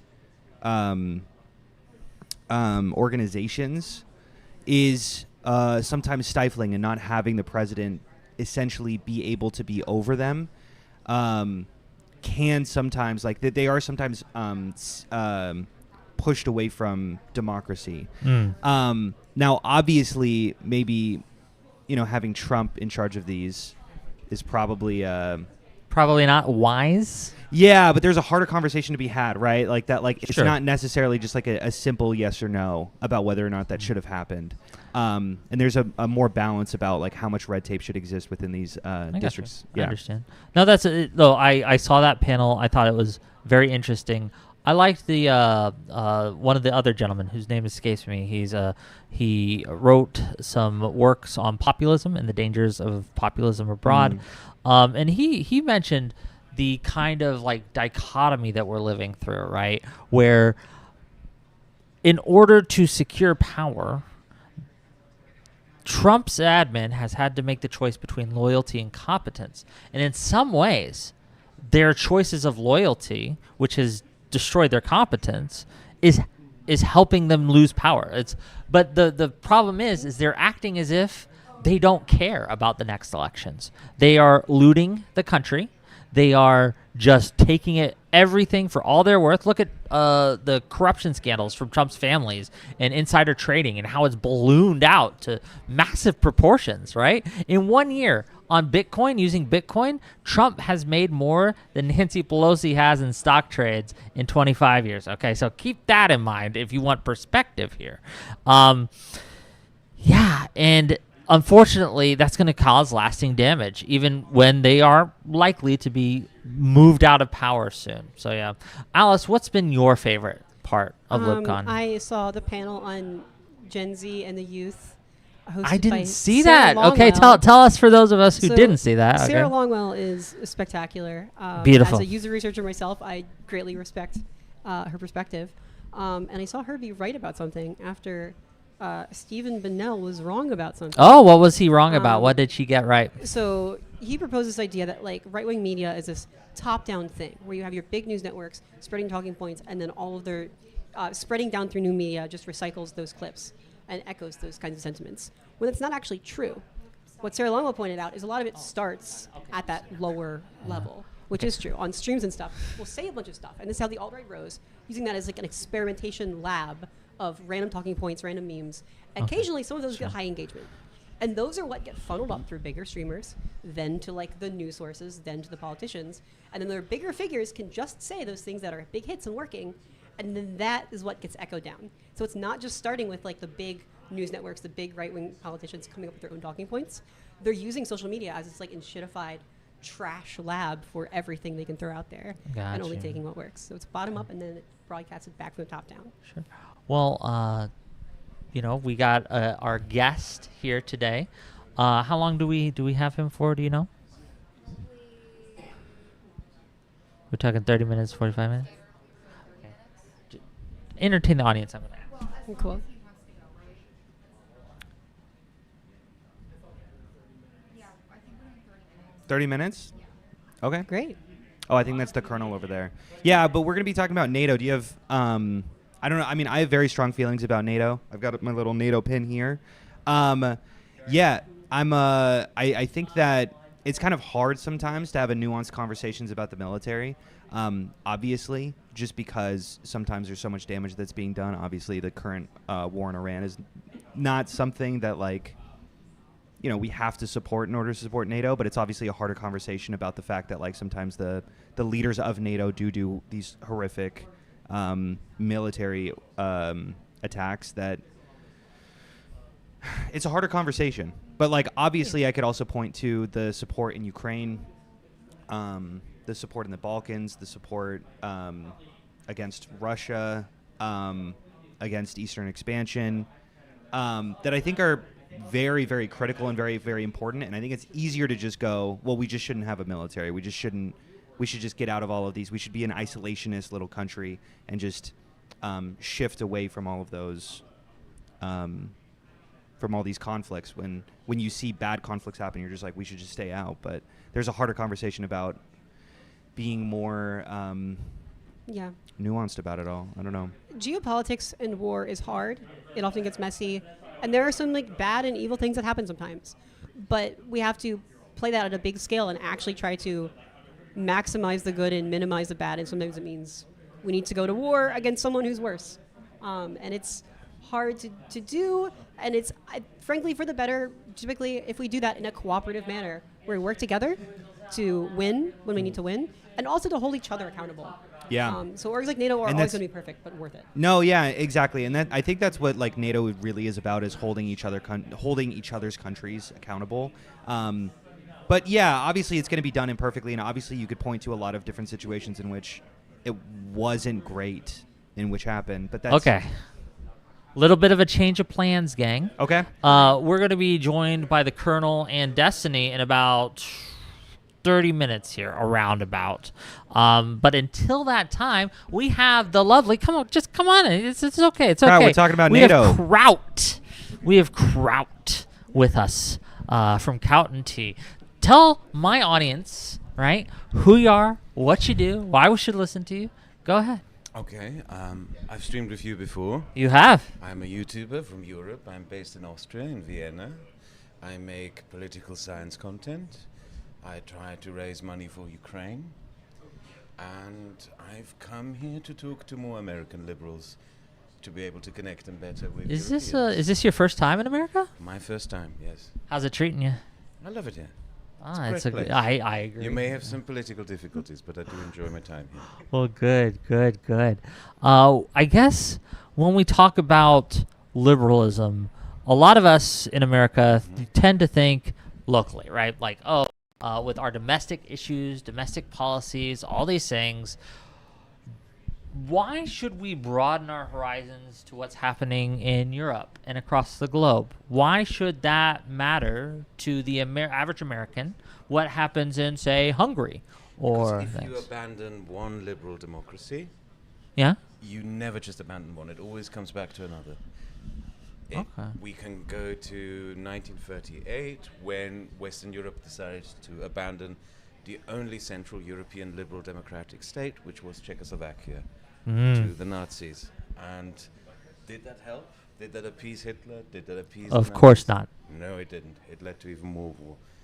And there is never just an enemy of one liberal democracy. There are always enemies of all liberal democracies. Well, one of the things that I've noticed recently, I say recently, I mean in the last 10, 15 years, Xi Jinping, Putin, and other authoritarian leaders, they will often not just attack democratic movements in their country.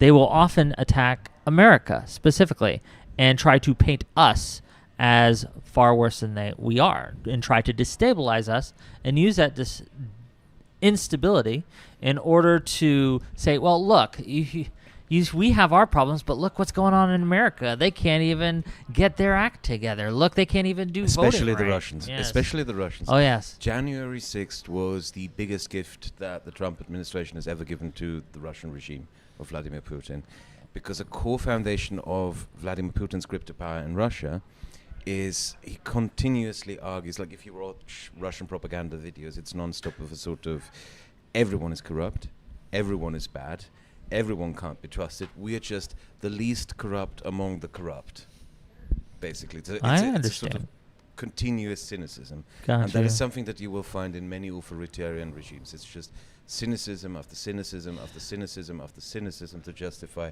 why the regime exists. And this, what happened here on January 6th, and generally the Trump administration, it is a great gift to all the authoritarians around the world, because it's just the top of cynicism.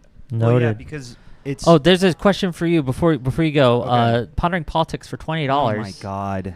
Ask Hunter if he has a consistent view of support. If he supports Ukraine's defense against Russia, does he support my defense of the Rise of Skywalker as a best sequel? Okay, he just had to say that. He paid me money. So go ahead. We're going to ignore that conversation. Mostly because, I'm not even going to do that due diligence by just talking about Star Wars right now. But yeah, we can have that conversation later. But yeah, no, to your point, it's that Putin has consistently tried to label liberal democracies as unstable, as inefficient and full of corruption.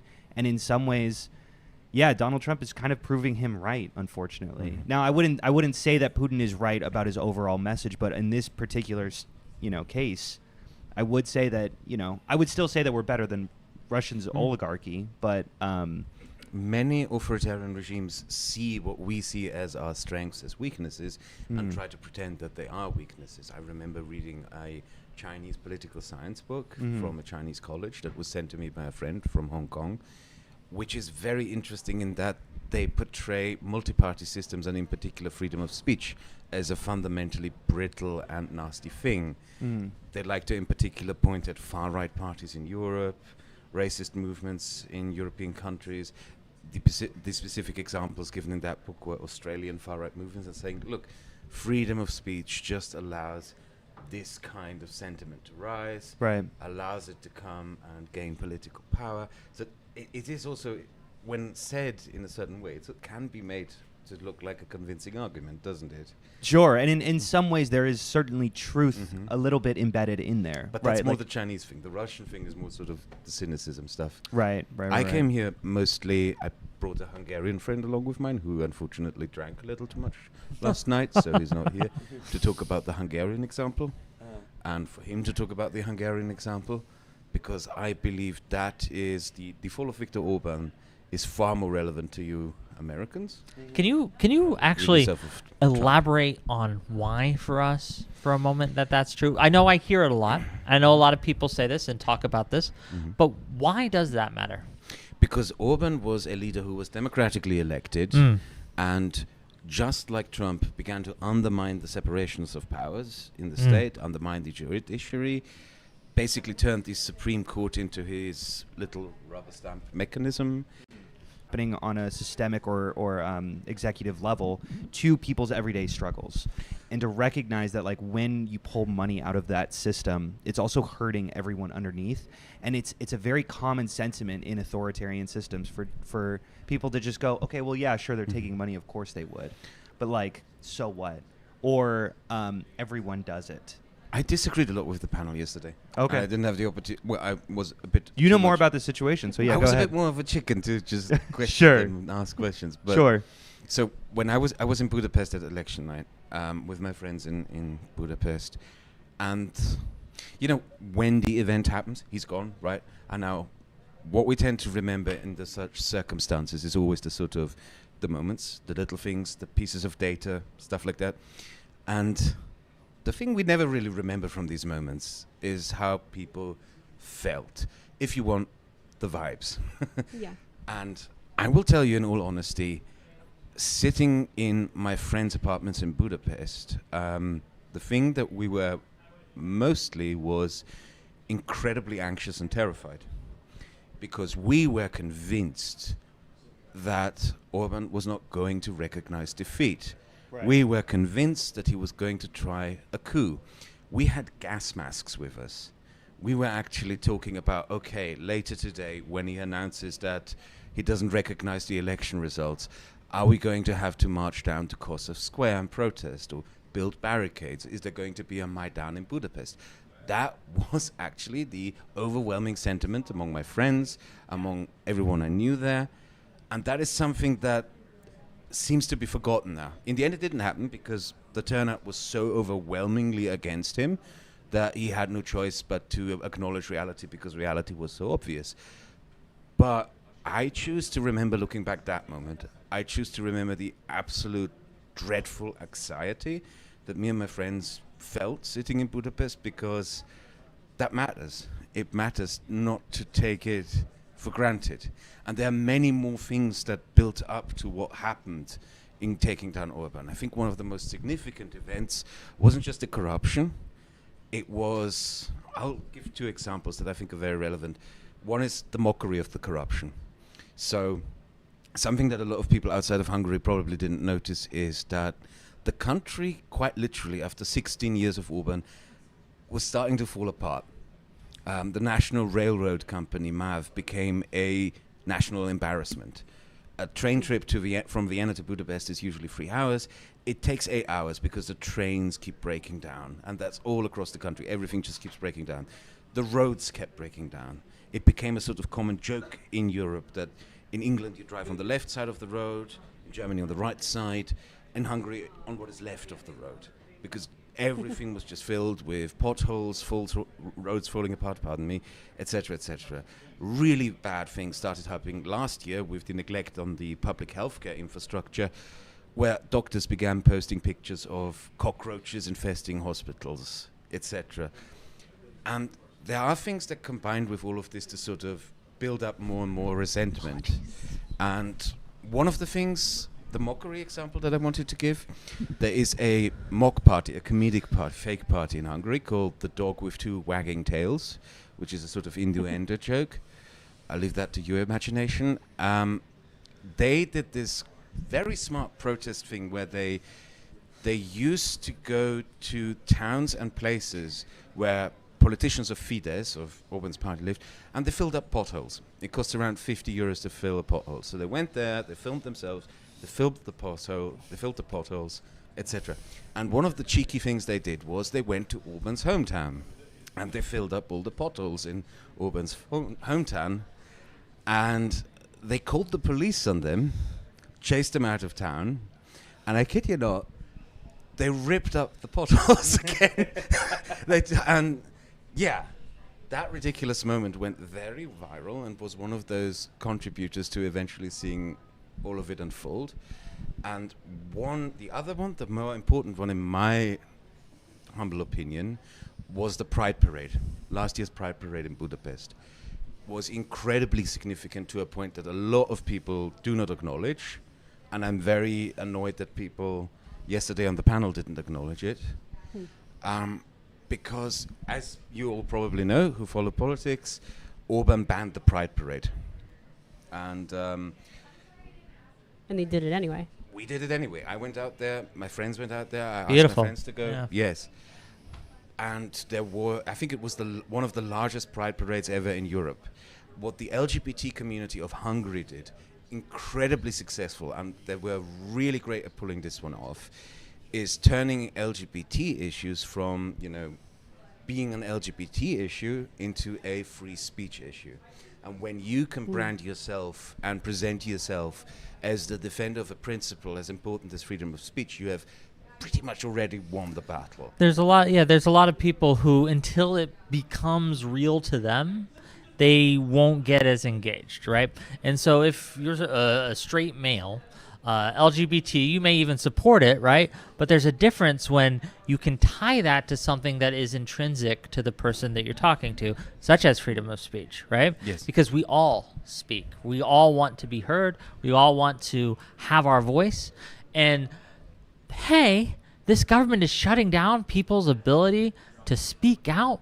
That hits different for a lot of people. And it's just one of those ways where we can broaden our messages and broaden our messaging in order to just get a wider tent. I think that's a good thing overall. It was also a very terrifying moment, I have to tell you all that. What was the scariest part? Because the Orban government had decided that they were going to beat the shit out of the people attending the parade. Oh, damn. They expected 100,000 attendees, so they shipped in riot police officers from all across the country. They had, I think, a total of 70,000 cops throughout the city in heavy gear. They wanted to beat the shit out of people. But there were too many, or? Yeah, suddenly, I think it was That's great. between 400 and 500,000 people marched through the city. Yeah. All of the European media was there, which is very important, that they went out of their way. Also very significant that members of European parliaments, from Austria to Ireland to France to Spain, came to attend the event, Sweden as well, as far as I know. And they lost sort of the courage to do that. But that was the plan, and when you marched at that parade, you realized, like, I have only been at one pride parade before. Yeah. But you noticed it. The cops were ready to beat the shit out of people. Yeah, I think that's such a good example of the duty that the average person has, right? That that so many people are like, well, what does it matter if I go, right? But if everyone has that sentiment, then the crowds shrink from 700,000 to 40,000. And the duty you have to others. Yes, of course. I may not live in Hungary. I'm not a Hungarian citizen. Right. I live in a neighboring country. Uh-huh. There are people who flew in from Ireland, from Iceland, from Sweden, from Norway, from everywhere. And that is something that is spreading increasingly in Europe, a sort of understanding that you have to stand up for your value, that you share your values with others, and that you don't just stand up for your values at home. You have to stand up for your values and the values of others in their homeland, and do so quietly from afar. That you have to physically be there. Posting doesn't count. Yeah, Put your body on the spot. Right. Yes. Right. Yeah. No, it's a beautiful sentiment. That obviously it's horrifying, but in that moment of horrifying, there's a beauty there. It's scary. Yeah. No, it's absolutely. Scary. Not necessarily horrifying. I mean, I keep thinking back, like what I mentioned earlier with the fear that I remember on that night, because the thing that I took away from that moment was sort of never take these things for granted. Sure. Because I noticed that in the panel yesterday. I noticed that with conversations that the political scientists have doing the analysis of what happened in Hungary. They try to find the theory of how it came to be. Yeah. Pinpoint the mechanisms, the one reason why everything collapsed. But they never, and under all of that, there's this undercurrent, this sort of assumption of there is this one thing you can do, there's this one force of history that will one neat trick, right? Yeah, one neat trick. That's not the case. It's on you. I keep imagining what would have happened if 1 million Hungarians who usually don't vote had decided not to vote. Right. Yeah. Right. What would have happened if... It's also not just on the people who are with us on this, but also on the people who are against us on this. What if Orban had, in fact, decided to declare that that the election was invalid? You know, I keep thinking back to that a lot. Yeah. This is what I was saying when I was holding down the fort. Like, this is the essence of liberalism. It is a principled commitment to egalitarianism. You can't just stand up for yourself. You have to see yourself in everyone and see everyone as just as important and engage for that. Like, if you have to do it for everyone, and everyone needs to, and together we can do wonderful things, and it just leads to the best outcomes for everyone. There's a Czech philosopher called Jan Patočka from the 1960s who is somewhat liked among liberals in Central Europe, in the Czech Republic, in Austria, in Hungary, etc., who wrote that the foundation of all political sort of engagement should be what he called the solidarity of the shattered. Interesting. So people who experience a shock. Yeah. Write it down. Solidarity of the shattered. Jan Patočka. It's a good it's a good one. Yeah. P-A-T-O.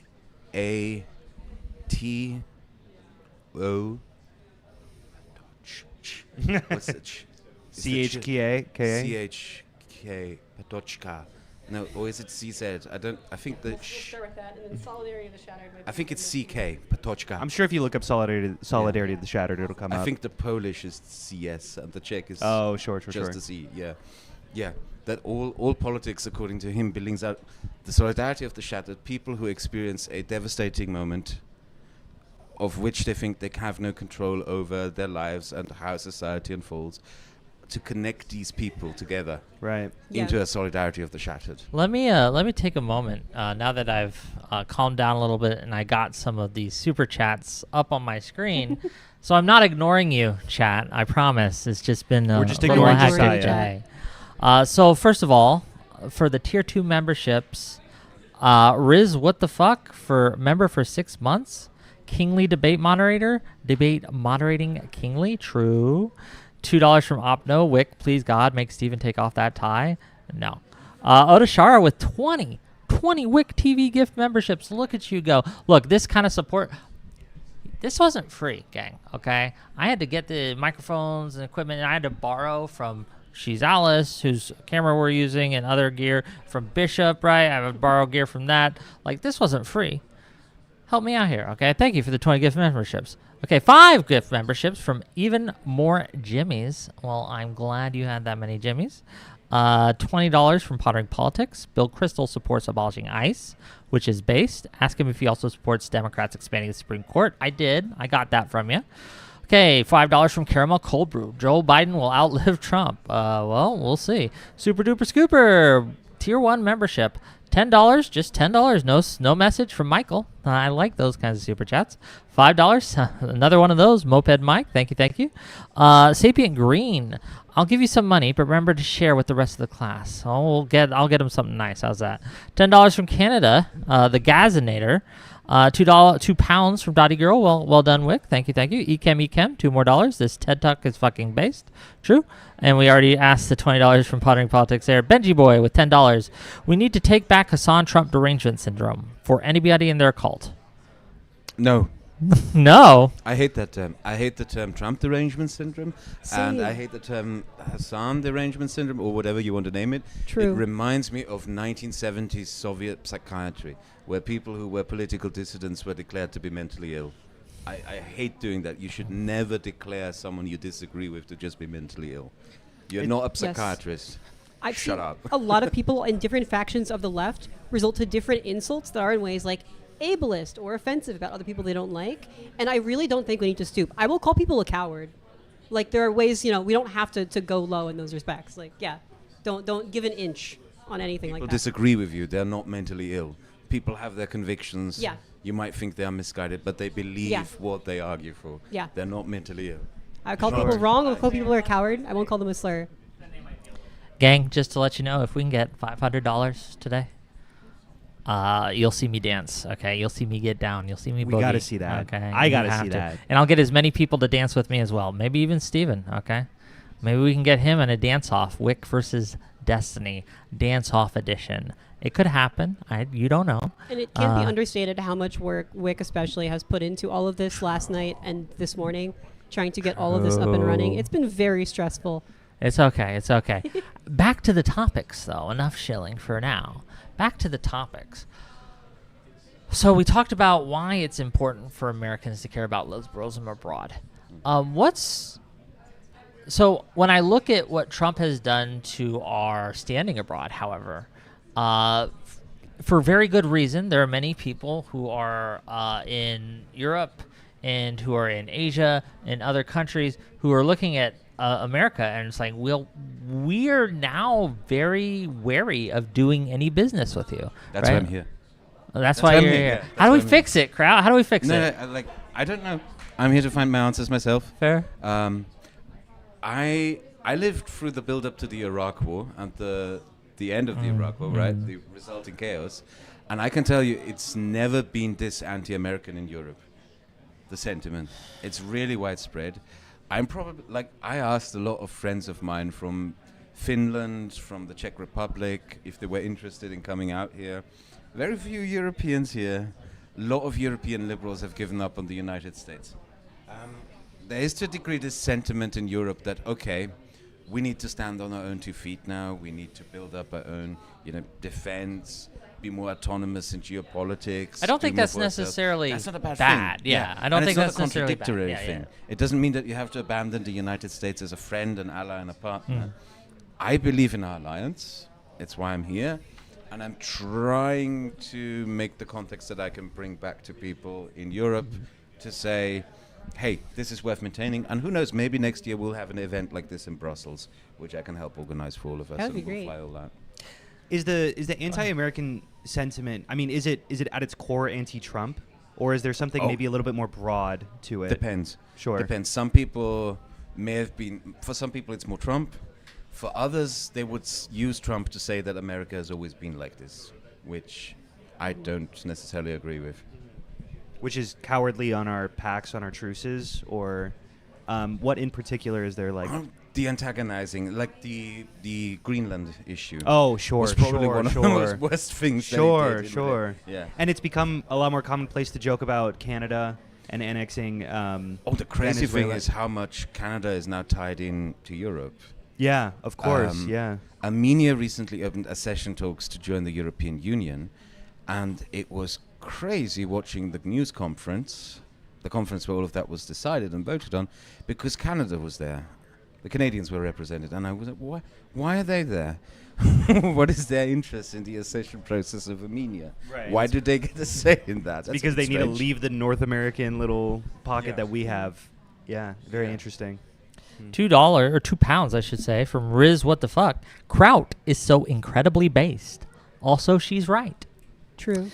I'm sorry, you weren't in that one. I don't think I was part of that conversation. $50 so that's fair. from Lawson Harrison. All you libs are just mad that Piker is better at capitalism than you. Okay. Thank you for the. I think. Go ahead. No, just what a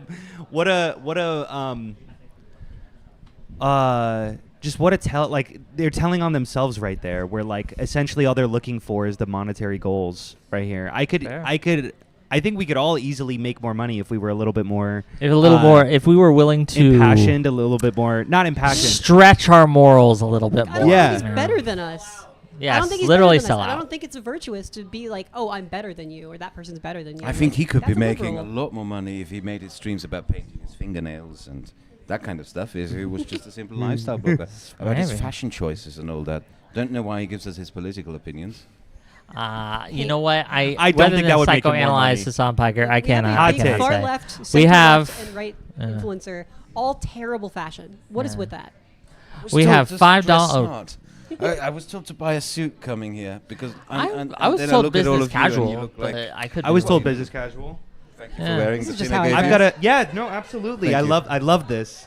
Yeah. Thank you. I've been wearing it all week. Oh, Explain what that is to the audience. I went to Brussels and I got some US EU flag pins. I'll get closer to the camera. You show the camera. See it. Yeah. For when I arrive here, because I was hoping to hand them out to Europeans, but there's not that many Europeans here. And they're kind of large in stock because not a lot of people in Europe are buying them apparently right now for some reasons. Okay, tier 2 membership for Bathory Dusk. Canadian Fries Pod, $5 Canadian. Turned down for what? And then just $50 from Friendsified, and I appreciate that. So we are $380 away from our goal here. So just letting you know, and we got some time. We got some great content coming up. You make so Once much Destiny money doing gets this. here, I could make more. I could make more. You should. Live streaming is much better than video essays when it comes to income. I love my crafter. Yeah, but yes, It's art. Look, I wish I had the ability to do that. Okay, yes, we're waiting for Destiny to come back. Once Destiny gets here, we're going to get into it with Ukraine, with the colonel from the NATO colonel. I love how professional all of this is. Yeah. How you have Hamilton, yes, someone Mr. who Hamilton. gives you Colonel notes Hamilton. and everything. Yeah. on the Yeah, yeah. microphones. This is really Yes, Make you look like a $5 dog. from Natural Phenomenon. You're doing a great job hosting. If you're on the back foot, I can't tell. Oh, maybe you could have told earlier, but yeah, it's been a lot. But look, I'm an entertainer at heart. I wanted to be a rock star growing up, okay? I was built for the stage. But Hell here we yeah. are doing our thing. I think that these conversations in these kinds of environments are so important and vital to going forward. Like, a lot of the time we spend arguing, right? Arguing with the other side, arguing with MAGA, arguing with leftists, arguing with all these other people. We need to get people on board with having discussions in party, in house, to learn how we're going to deal with the issues of the day coming forward. We just do. And I think that this has been a great experience, even off camera, right? I've had some great conversations with people from all over the world, right? And I talked to one of the guys from Hungary, right? That was with Kraut. Gabba was here. Yes, Yes, Gabba. And he was a bit heavy drinking yesterday. and even then, though, he was able to kind of articulate like how they took down Orban. And that is inspiring to me, at least as an American. So, yeah. I think I have to make way for the next guest. Yes, well, Oh, yeah. Well, are we? Yeah, I think we're waiting. we've got a little bit of time. We got a little bit of Waiting time. in We're the wall, killing. get out of the way. We're killing the time. It's going to be like 5 minutes. We and are then we'll do time it. murderers. Okay. Thank you. Okay. Yeah. Mhm. He's just finding his way to leave. I will reiterate my point. Bored of us He's tired already. of it. He's going to go set up I'm his not own. bored of- I thought you Stephen were kicking me Destiny off. Bunnell, Hassan Piker, and Asmongold, the three biggest political influencers encapsulating the space right now, all of terrible fashion. And the more they try, the worse they are at it. This is unacceptable. This is the conversation we need to be having. This should be a panel. The man has like 5 different shirts. He just cycles every single day. Like, It's terrible. They're terrible. We have other interests, if you will, to occupy our attention. Which would you rather, good fashion or good content? So in my defense, I was. You see how he worded that, where he just implied that good fashion isn't good content. But I low-key agree with Wick. So let's get on to that. I was picked This up is why we in need my more defense. women in I this was space, by picked the up way. at the airport by a friend of mine, by a woman who said, Fair "You enough. can't go to this event like this." She picked all of this. Well, So she does did it a look great Very job. sweet. I think it You looks look great. dapper, It looks good. sir. Okay. We got 5 Whick TV gift memberships from Tollybots. Thank you, Tolly. Really appreciate you. We have $5 from Bella Beans. You're doing great, Wick. Thank you. A question from FDR in a mech suit. For everyone not from DC, which I think is all of us, how do you like the city so far? The best pizza is Timber in Petworth. It's like Moscow. It's like Moscow. I don't know. Yeah. Is that a compliment? No, It's like both and Berlin. It's like Moscow and Berlin. Okay. All 3 cities were built on a swamp. Cities built on swamps are humid in the summer. Very hot and humid in the summer. Yeah, I was not expecting. I saw that the temperature was like 85 degrees or something. I'm like, I can go on a mile walk easily to get to this place from my hotel room. No, I cannot. I am not used to this wet heat. To be It is clear, so humid. We also have, and I this got on my phone alert today, like one of the worst air quality in record, I guess, right now from the, wildfires in Canada or something. It's really going down here. But I checked it out. It was pretty bad. So, yeah, it's not doing great right It's now. so but humid. I will take that pizza recommendation into consideration. Because I'm going to be hungry after giving you all these content, gang. Okay? I'm going to be hungry. I have actually grown up around here. Oh, yeah? I grew up like with divorced parents. I spent like half my time in like Northern Virginia. And when I'd be just bored, I would love to take the metro into DC and just explore, walk around. There's some good and some bad stuff about DC. The Smithsonian museums are some of like the best things on earth. 100%. Free museums, all kinds of different topics. Wonderful. I had beef with the security guard at the Native American Museum right after it was built, because that was one, I think this was a mistake because of like the content was more mature or gruesome, like some dark parts of history. They did try to age gate that, which I think stopped some people from seeing that history. And that age gate was 13 years old. And I know this because I was 16 and I tried to go there when it opened and they wouldn't let me in and they didn't believe me. And that was very upsetting. And I still haven't been back to that one. And I should. So one of the core founding moments to your personality, perhaps. Yes. So, but the Air and Space Museum is my all-time favorite, and it's beautiful, and you should go there. Check it out, such a fascinating. You get that sense of like the human spirit that we want to work together and explore and see what's over the next hill, and we can do that by coming together. And there's something so beautiful about that. Like it just resonates with us as like members of a social species. Highly recommend. But yeah, my wife, she went to George Washington, which is like a mile away, and I visited her maybe like a year or two ago. So this isn't the first trip that I had to DC. Okay. But yeah, we just did trips to the Smithsonian's, and like we went to the Holocaust Museum and the excellent museum. Yeah, that one. I mean, it was horrifying. Yeah. It was also. I mean, it was so hard because I have family that came from last name Kozak, came from Eastern Europe to escape it, and just having those.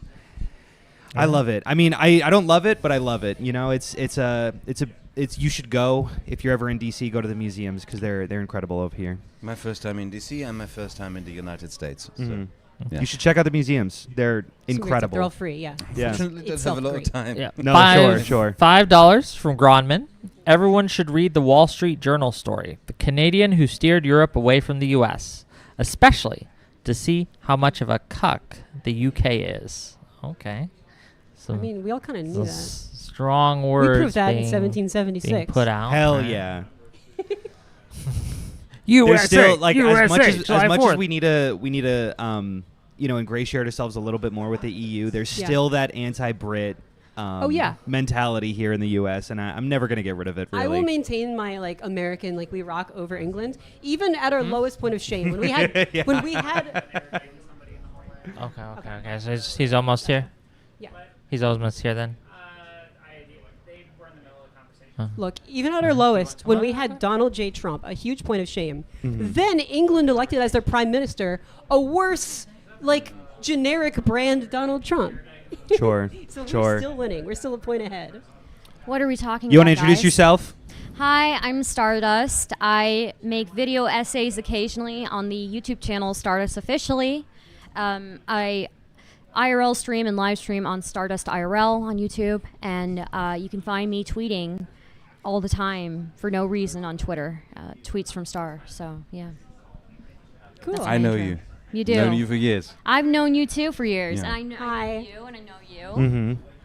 You've had to tell me your name like 5 times. I'm so sorry, but I know it.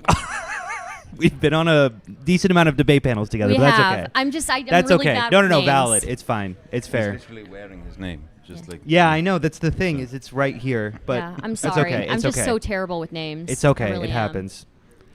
You all crossed your names out. Yeah. Yeah. I don't mind. Yeah, a couple anyone. people have been doing that. I was just grabbing and showing people my awesome epic pregnant bod right now. I'm not pregnant, by the way. But Anyway, sorry. Continue with what you were talking about before I came What here were and we hijacked talking it. about? Anti-EU sentiment, and that some of it is unfortunately a Brits. little bit based. The Brit balls. Yeah. So what part of it is based? I don't know much about. I don't think No. much of it I'm is just saying. based. I'm just saying. It's hard. It's hard to not a little bit hate the Brits when you're in America, especially just considering You what hear happened the in ones that sound like 1776. they ride horses? The Brits there's a specific type of Brit. They sound like they ride horses. Sure. What do you Yeah, mean?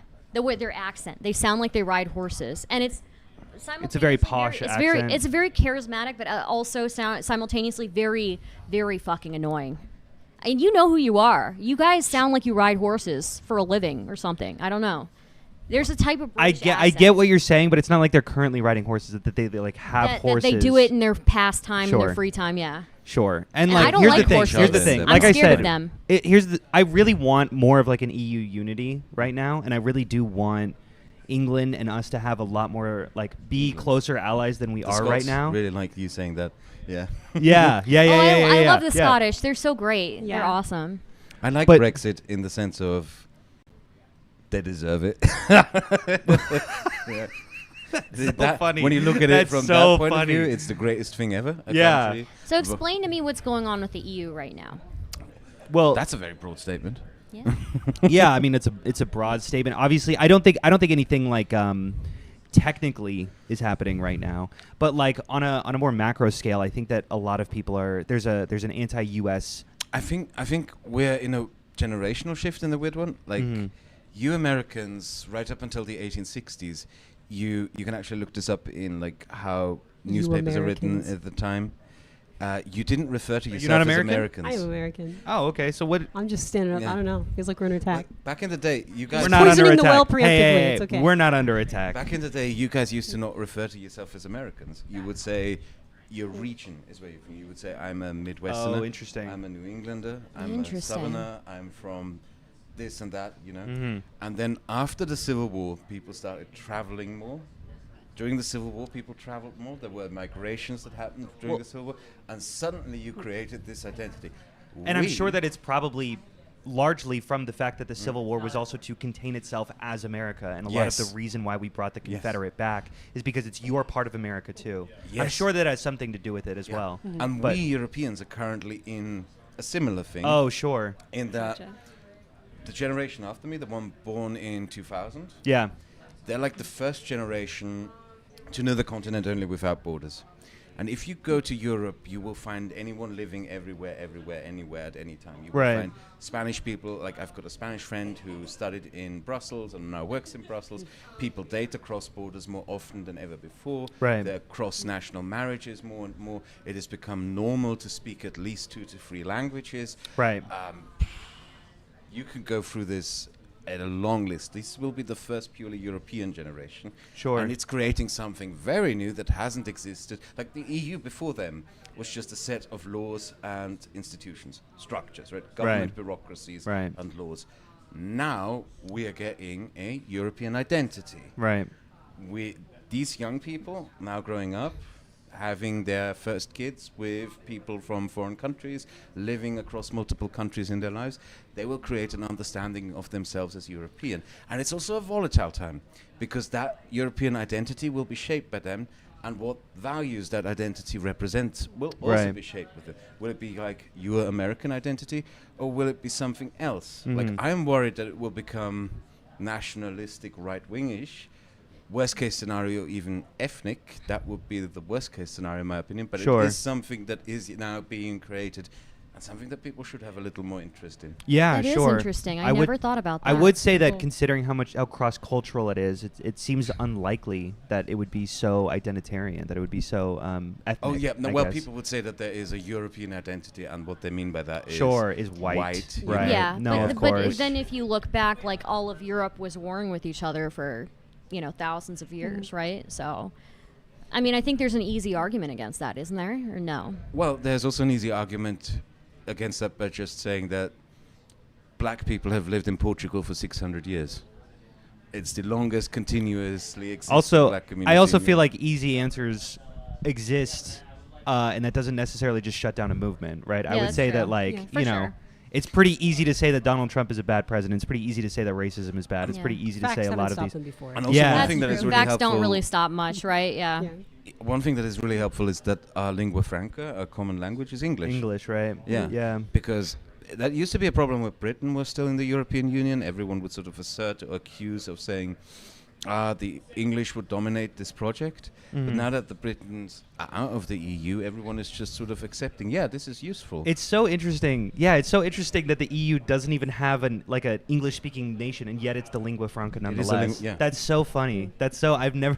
That's a, I don't know, a little interesting quirk. Do you think that's more of like an English influence or an American influence? Because it's Honestly obviously American. the British had Honestly an empire, American. but I think that's American But cultural influence. we've exported so much media. Yes. You know that like our entertainment. Yeah, people learn English for alone. entertainment. Yeah. You know what's really interesting about that is that you see the disappearing of like regional accents in America, right? Because of how much media has had an influence on Americans. Right. So I wonder if you'll start to see like the disappearing of like the different English accents in It's Europe, hard to say. A lot of the reasons as to sorry, I'm a little bit. I love linguistics. A lot of the reasons as to why. Oh, sorry. A lot of the reasons as to why there's so many dialects in England and there's not that many dialects in the U.S., even though we are so much larger and we're so much more populous, is a lot to do with the age of England. It's far, far, far older, and just it's a lot more pocketed. I'm going to go on a rant that maybe no one cares about, so maybe we I can think that's pivot back interesting. into the other direction. England's accent diversity is fascinating because every like 50 miles or so, and it's no one could tell that Yeah. I'm from. I'm born and raised somewhere that's like. I'm terrible at geography. I don't know how far away the West Coast I know a is. Hungarian but who married a Pole and lives with her in Spain, and they're having a kid, and they've decided to raise their kids in English, Spanish, Polish, and leave Hungarian out. So Wow. in that Excellent. sense, Yeah. it could be that in that sense, languages could disappear through or become less prevalent. Of course. through intermarriage. Yeah, and that's just a natural evolution of like having more porous boundaries, is that eventually some languages will start dissolving, and whether or not that's a good thing is a hard conversation, because like obviously when some languages dissolve, I'm just going to go on my linguistics rant right now. I'm sorry. I love linguistics. All right, I have to go. Thank you. All right. Thank you so much, Kraut. See you around. We can move away from the linguistics rant. Sorry. Yes. We I'm I not don't know. European. I am out of my depth. No. Just Yeah. I just find it so interesting. I'm born and raised 1,000 miles away from here, and yet I sound exactly like everyone else from DC. Yeah. Anyway. I think TV might have helped. No, accents, exactly. yeah. No, 100%. TV definitely Radio, helps. TV. Because I grew up in podcasts. LA, where it's like, well, everyone speaks there, Everyone's here. like, hey so it's guys, like yeah, comment and subscribe. for sure. That's our new national language. Yeah. But yeah, I don't know what specifically we want to talk about. Does anyone have any like burning questions, burning topics? I'm gonna look up the chat on. Let's look at what the chat's YouTube.com/WickTV. talking about. I saw lots of people were excited that Stardust got here, and Guys, now we're a gonna bunch have of a people- bird discussion soon. There's another bird person in the audience, not audience. Bird but person? There's another bird person. Are you who- interested in birds? Is that what you're? Excellent. I have pet birds. Hello. Everyone I said don't it know. kinda. I'm sorry. She's another bird Tashika's person. here. How's it going? Bird conversation. We're gonna have a bird conversation now. sister. Tashika, you got to introduce yourself. Okay, well, I am Tashika Ann, TikTok, Instagram, Facebook, all that jazz. I am a political debater, commentator, bitch. That's what I am. Same. Real recognizes real. And I am also a huge bird enthusiast. I myself have a cockatiel. And I my have- bird sister here yes. also has, 2 parakeets? 3 parakeets. I used to have 4. Everybody knows about Rabby, unfortunately. He had genetic issues, so he had to be euthanized. But I kept him along, for a very long time. He was my pet soulmate. But I have 3 parakeets now. And yeah, they're my babies. And I'm just crazy about birds. And you're crazy about birds too. Very crazy about birds. Yeah. Very crazy. Yeah. Growing up, I had a cat and a bird. And then one day, I had a very happy cat and no bird. And I can't prove anything, like in a court of law, but, I have some theories. What kind of bird did you have? I think Yeah, it was that a little sounds parakeet. that sounds a little They love circumstantial, if you parakeets. ask me. Yeah. Yeah, it's like circumstantial evidence. That's all I have. Yeah. It's like one feather outside of the cage and a purring cat. No, that's so That's like my friends. sad. Yeah. so I've never owned a bird. There's a small chance it flew out the window, and that's what I like to do. I think the cat tried and the bird got away. Right. There's reasonable doubt still. Yeah. Yeah. Yeah. Damn. Yeah, so my cousin sometimes will bring her cat over, and my birds, they kind of free roam during the day. And her cat's really fat though, so even if they can't help it. They're cats. It's their animal. They're in their instinct when they see small things moving fast, they get excited. But even though he gets excited by them, he's too fat. He can't get them. He's obese. Yeah. That's a good job. Yeah. Yeah, I remember one time Zephyr actually flew away. Oh my gosh. Yeah. And it was in the beginning of winter, and I had completely accepted that he was gone forever and that he was going to freeze to death. But then like a couple hours later, my mom had gone out and she started playing videos of him chirping. Aww. And like a narcissist, he would respond to himself. Yeah. And it was to the point where like my entire neighborhood was like calling for him. Yeah. And it was to the point where he was sitting, and obviously chat, I know a lot of people are watching, so please don't report me to the Philadelphia board. But all right, we got to pull away from this riveting bird content. Oh shit. He bit through the power line and it blew up. Thank you. Jesus. Stop that, next crew. All right.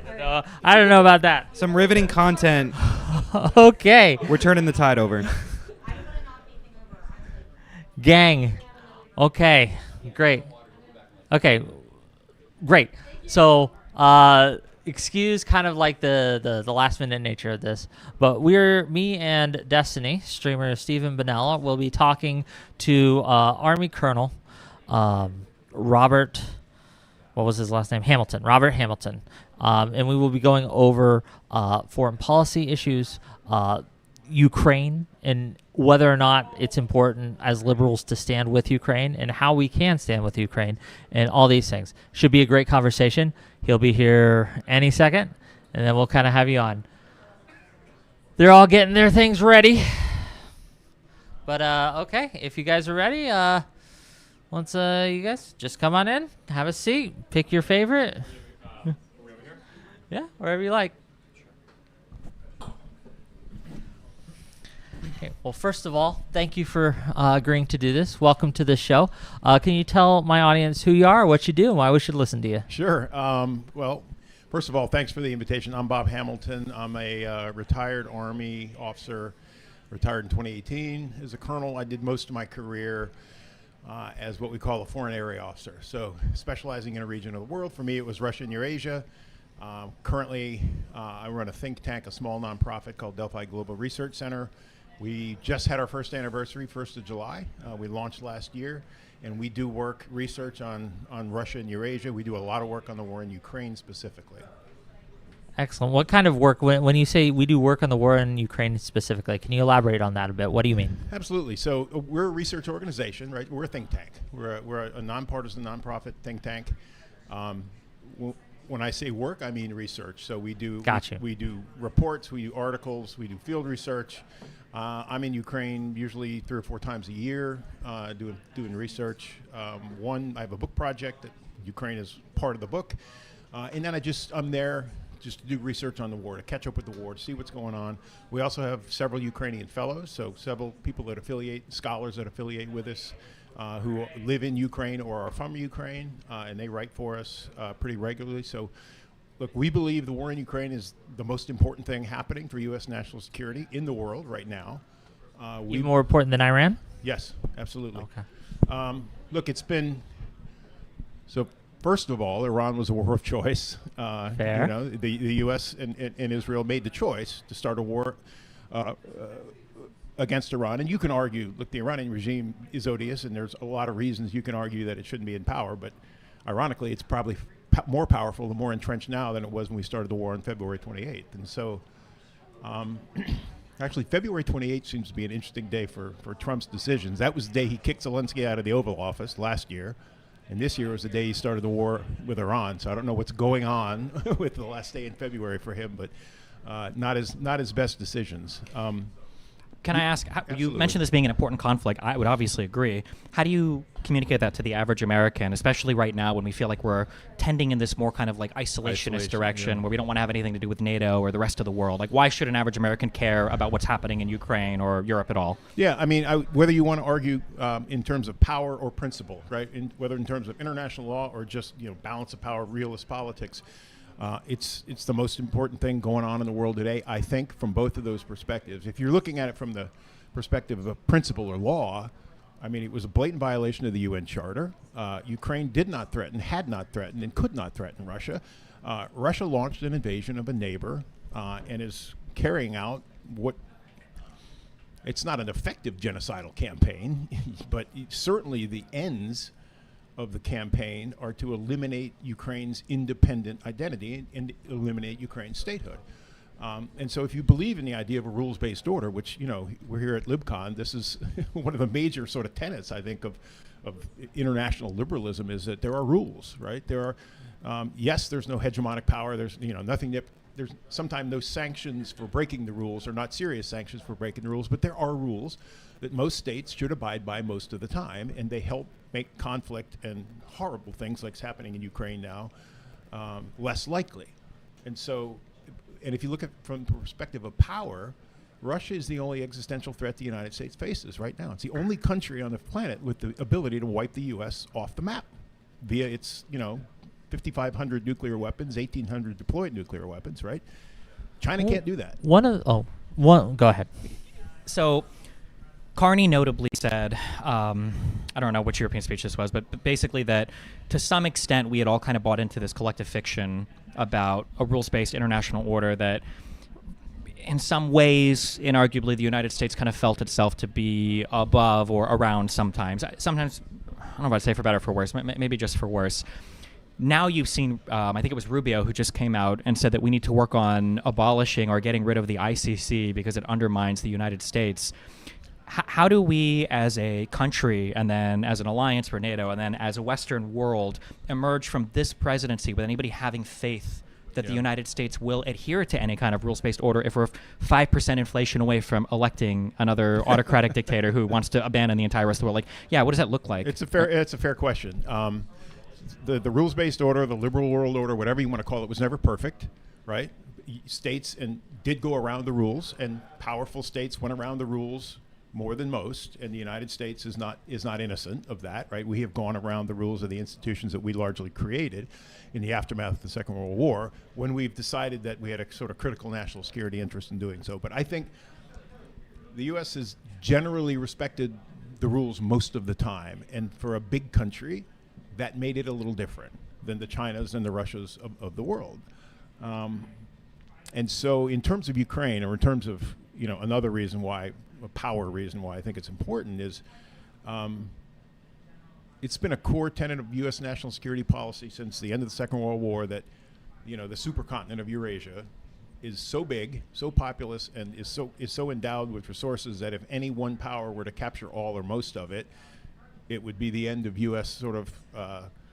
it would be a grave threat to U.S. national security and an end of U.S. autonomy. And so Russia doesn't right now look like it has the capability to become the hegemon of Eurasia, but it certainly has the intention. And so we should care about this. And that's we should be in lockstep with our European partners and not trying to cut them loose. You mentioned earlier that Russia is one of the only countries on Earth that poses an existential threat to America. Especially at the beginning of the conflict in Ukraine, at least the invasion of Ukraine, many were saying, well, we can't get involved. We can't show support. We can't give them weapons because it will escalate and Russia will use those nukes to end us. What do you think about that argument, and how would you counter it if you disagree? Yeah, look, I think the postmortem on Biden administration Ukraine policy was adequate. Adequate. Adequate. Talk about damning with faint praise, but go ahead. Yeah. Look, I talk to Ukrainians a lot, and I'm there a lot. Jake Sullivan may be the most unpopular man in Ukraine because they all believe, and I think they believe with some evidence, he was the voice in the administration counseling, restraint, counseling, don't provoke the Russians. And that's what they believe in Ukraine. And I don't have any evidence to counter that. I think that's probably largely accurate. So in the beginning of the war, I understand that it didn't make sense to give the Ukrainians things like Patriot and HIMARS and ATACMS and M1s and Bradleys, because if you really thought the war was going to be over in 2 or 3 weeks, we didn't have time to get them there, train them on them, for them to make a difference. And then when the war is over, the Russians would capture all those things. But it became apparent by the end of March 2022, so a month or so into the war, 6 weeks, maybe early April, Russia was not going to achieve its objectives. This was not going to be a short war, and Ukraine actually had the capability potentially to reverse Russia's invasion and to cause a collapse of the Russian military in Ukraine. And it very nearly did that in August or September of 2022, but it didn't have most of the U.S. equipment that's there now. We were just too slow. In fact, I was just over at U.S. Army Europe and U.S. European Command a couple of weeks ago talking to people for a research project. Senior officials who were involved in the U.S. effort to assist Ukraine, and they said we were a little too precious about our rules early on with the Ukrainians. We didn't take risks. We followed the rules a little too closely. So, yeah, if we had immediately started training them up on these advanced weapon systems, you think, walk us through that alternate history. So here. look, there's an argument to be made that once it became apparent this was not going to be a 2-week war, and that Russia was on its heels and really didn't have a good solution for how to achieve its objectives, had we, put the pedal to the floor, full court press, gotten everything we could get into Ukraine, into everything that's there now, Patriots, HIMARS, ATACMS, M1s, Bradleys, all the big systems, the intelligence sharing. That had we done that in like April and May and June, that by August, September, when the Ukrainians did the Kharkiv and Kherson counteroffensives, they could have done it with U.S. equipment and U.S. training, and our NATO allies, I'm sure, would also have been. They're going to follow the U.S. lead. Certainly. Right? So if we do it, then the Germans and the Poles and others are going to feel like they have sort of top cover to do the same. So there's an argument to be made that Ukraine could have caused the collapse of the Russian army in the late summer, early fall of 2022. Then the question becomes, and this is what people in the administration were worried about, will they use a nuclear weapon, right? I mean, counterfactual, we know they didn't. I don't think they ever would have. One, there's not a lot of military utility to it. Or even if they did, I don't know if it would have arrested a military collapse in Ukraine for the Russians. I guess when I look at that time period, one thing that's very annoying to me is in the United States, especially after we'd already had so many years of Trump, it feels like we've had Trump for the last 12 years or whatever. Like it's just everything is Trump. Every single thing in the United States became the most heated policy dispute ever. If Zohran Mamdani were to tweet out, don't drink bleach, it's bad for you, I think a lot of Republicans would die in the United States just drinking bleach, just despite the Democratic messaging on it. It's just so unbelievable. And I can't imagine being a Ukrainian soldier that is, in a ditch in a hole somewhere fighting, and you see for some reason in the United States funding to Ukraine is being paired and held up by immigration reform or the Republicans who I grew up, my mom is Cuban. I grew up in a very Republican household, and my mom, she flew in the Looking Glass mission for the Air Force, so flying over and and I'd heard so much about Russia. Even watching my parents flip their opinion on Russia not being a big deal, and I think a lot of it came from the impeachment and everything else that Republicans just couldn't talk about Russia anymore. They didn't want to hear it. It feels so much like there was a lot of domestic issues that weren't really related to Ukraine that ended up ultimately stifling our ability to respond effectively, I guess, as a country, which is very frustrating to me. I feel like we should have been very unified on that front.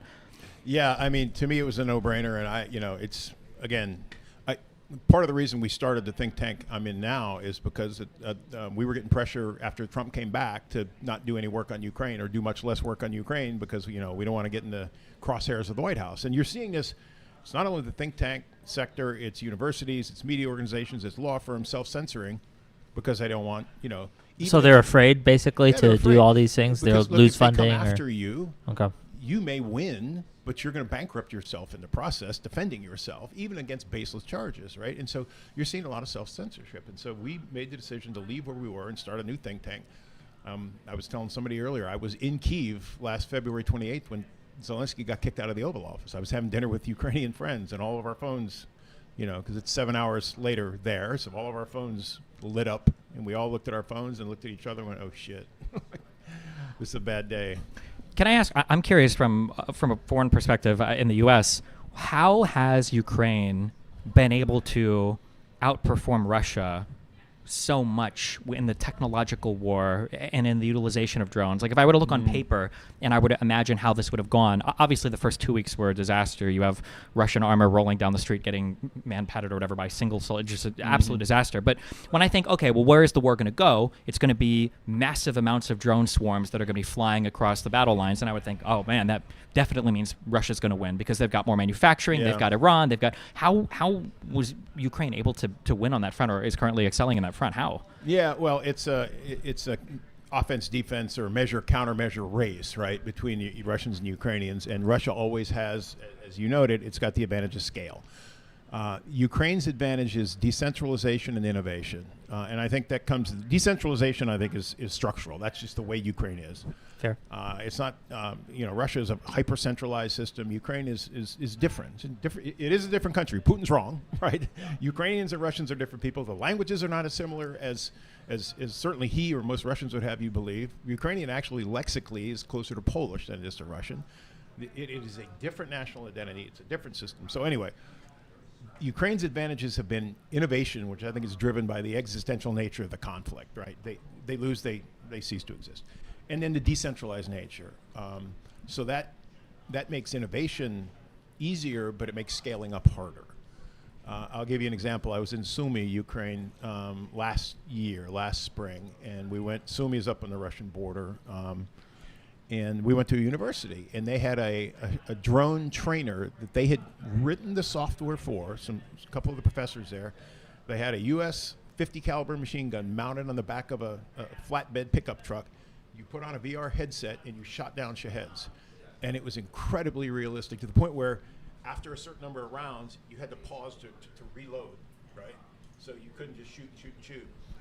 And I said to the guys, this thing is amazing. Like, have you shared this with anyone, or is this, does every major city have one? They're like, oh, I don't know, we just developed it here, we're using it here. They hadn't told anybody, right? So that's the flaw of decentralization. Yeah, right? exactly. So recently there has been some kerfuffle that I've been hearing from our Ukrainian friends. Zelensky let one of his generals go. Can you tell us about that situation a little bit? The Minister of Defense Fedorov, who's a young 35-year-old, seen as a really innovative reformer. He came from the Ministry of Digital Transformation, was very, very popular in Ukraine. I don't know. Like, I know there are protests in the streets, yes. And I don't understand exactly what's going on. Sure. Sorry. No, that's fair. I don't either. That's what I was hoping you would. When when Zelensky moved Zaluzhny out, who was the chief of the general staff, and he moved into London as the ambassador, that was sort of seen as taking a potential political rival and putting him somewhere where we wouldn't have as big a role and as big a sort of a presence. What I understand the Fedorov thing is about is he's clashing with Syrski, he is the current chief of staff. Syrski's older, Syrski's Soviet trained, Syrski is at least they say he has a more conventional military mindset. Fedorov is younger, more innovative, less hierarchical, wants to act more quickly, wants to do a whole lot more with unmanned systems and things like that. And so my understanding is that was the source of the clash. It was the chief of the general staff and the Minister of Defense couldn't agree on the direction that the war should take, and I guess Zelensky felt like he had to support his chief of the general staff. Do you think that this the protests that you're seeing and kind of like the anger that many Ukrainians are feeling of the choice, do you think that's going to affect the war effort at all? I hope not, because, I think the war right now is going better for Ukraine than it has since August, September of 2022. Really? Can you elaborate on absolutely. that? Absolutely. So we look at warfare at levels, the tactical, the operational, the strategic level, right? At every level, Ukraine is doing better than I've seen it do in, like I said, almost 4 years. At the tactical level, they've stabilized the front lines. So, there was this sort of the narrative all last year was inexorable Russian territorial gains that would lead to an inevitable Russian victory. It was never true, but it was the narrative. Russia's actually been losing more territory per month than it's gaining the last several months. So the Ukrainians have stabilized the front lines. They've done that they're using drones in a different way. Instead of trying to attack Russian positions along the front lines, they're attacking things farther back. So they're attacking hitting the supplies and stuff like that. Logistics. They're hitting command and control. They're hitting Russian air defense radars and launchers, and so what that does is then it clears the airspace for more drones. So if you can take out the air defense in the counter drone systems and the air defense systems in a certain part of the front line, then your drones can fly basically uninhibited and hit other targets. So they've done this really deliberate campaign of damaging Russia's ability to counter drones and then using drones to attack high-value targets, and that's helped them stabilize the front lines. At the operational level, there's a great story of U.S.-Ukrainian cooperation. This Hornet drone, which is it's a joint venture between Ukraine's military and a U.S. company called Perennial Autonomy that one of the Google founders founded. Oh, okay. And Ukrainians came to them and said, we need a mid-range drone that is basically can't be interdicted by electronic warfare. So Perennial Autonomy, this U.S. company, helped them develop this Hornet drone with a range out to about 150 kilometers, and it's AI enabled. So if it gets into an electronic warfare, a jamming environment, it can shut off its receiver and transmitter essentially and guide itself to the target autonomously. And so they're attacking Russian logistics into Crimea. So there's only a couple of routes that go through southern Ukraine that help the Russians resupply their forces in Crimea, and Ukrainians are killing hundreds of logistics trucks a month now, food, fuel, ammunition, all this stuff. So the Russian position in Crimea is eroding. Like, it's not clear they're going to be able to hold it militarily. And so that's at the operational level. You know, they're really having an effect. And at the strategic level, they're hitting things 2,000 kilometers into Russia now. Right, they're hitting oil infrastructure, they're hitting defense industry targets. These are all legitimate targets, by the way. They're not doing what the Russians are doing, which is intentionally terrorizing civilians and attacking civilians. The Ukrainians are attacking defense industry and energy targets, and effectively. One of the most frustrating things, I would imagine, from the Ukrainian perspective, from my perspective, is obviously we should be careful about existential wars. We've seen this now with Iran when they realized, well, if it's a regime change, I guess the Strait of Hormuz is fair game. It was really annoying how many restrictions we placed on Ukraine for how deep into Russia they could hit. And, you know, originally we were told that if anything crossed a border, like, that's it, you know, it's going to be World War III, they're going to start nuking everybody. But now we have drones going into Moscow, nobody's nuking anybody, that the saber rattling ended up, go figure, nobody was getting stabbed with nukes.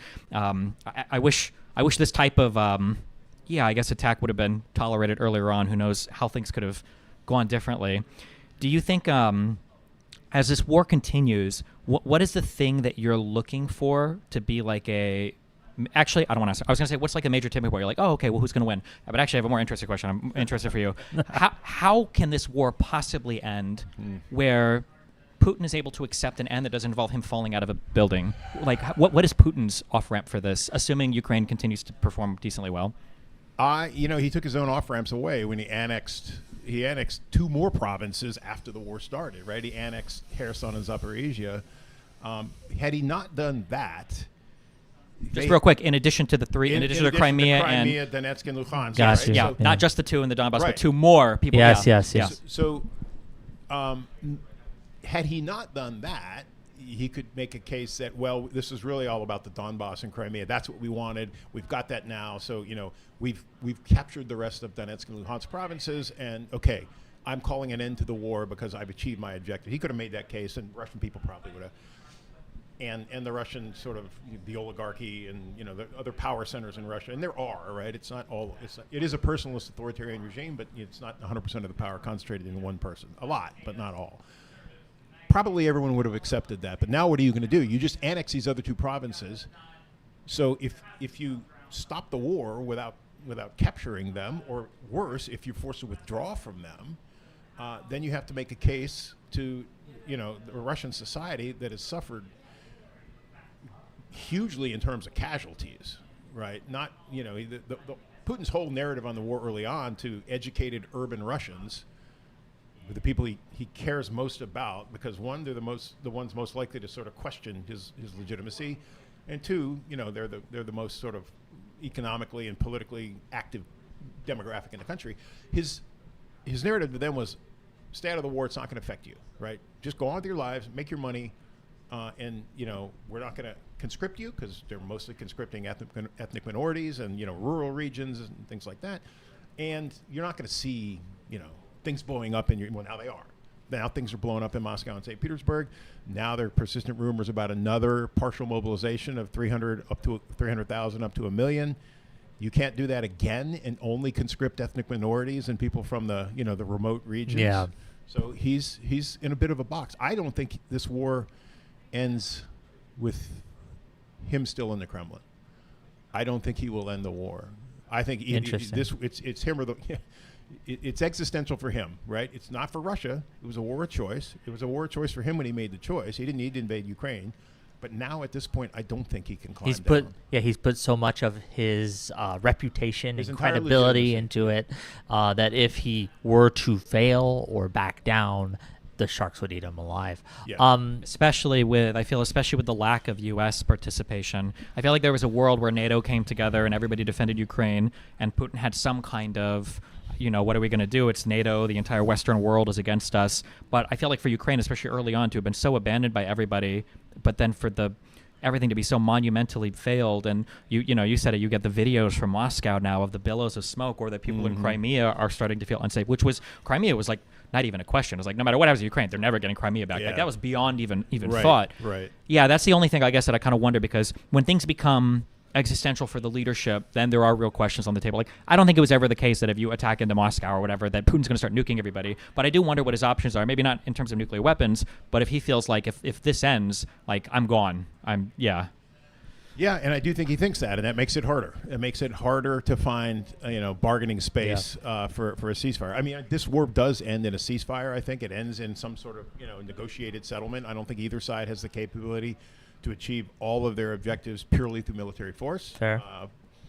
But I don't know on the Russian side who that interlocutor is, right? It's not Putin, because Putin will not allow the war to end on reasonable terms while he's still in power. So then is it government after Putin, and how does he leave, and what does that look like? It bothers me that there's no strong, I think people undervalue sometimes how important it is to have a U.S. leader who's able to step in and negotiate it as well, because it also gives everybody else kind of like a little bit of a party to, we didn't really want to have to do this, but it's the U.S., it's, whatever, they're saying this thing, but without any U.S. vision for Eurasia, for the Middle East, for anything foreign policy-wise, it's frustrating, because now it really is just Putin and Zelensky kind of negotiating with each other. And the Europeans are doing what they can do. They're trying to help with the coalition of the willing, and they've been great on Ukraine. They've been. I've often said, if only Lithuania, Latvia, and Estonia, Finland, and Poland were as big as the U.S., or if only the U.S. were as resolute as those countries on Ukraine, and throw Romania in there as well. I mean, the whole eastern flank of NATO, they know what's up. They know the Russians. They've dealt with them. They've been telling us for 35 years. And we've seen this before. It happened in Moldova. It happened with Georgia. Yeah. It's not like this. Like, you could tell the story of Georgia without using the names of the regions of the country, and it would sound like the story of Ukraine. Yeah. No, I know. I was I worked at U.S. Embassy in Georgia from 06 to 08. I left a month before the Russian invasions, and it was obvious, right? You mean the peacekeeper troops that were assisting the autonomous regions? Yeah, is what they officially called it. Yes, the peace enforcement operation.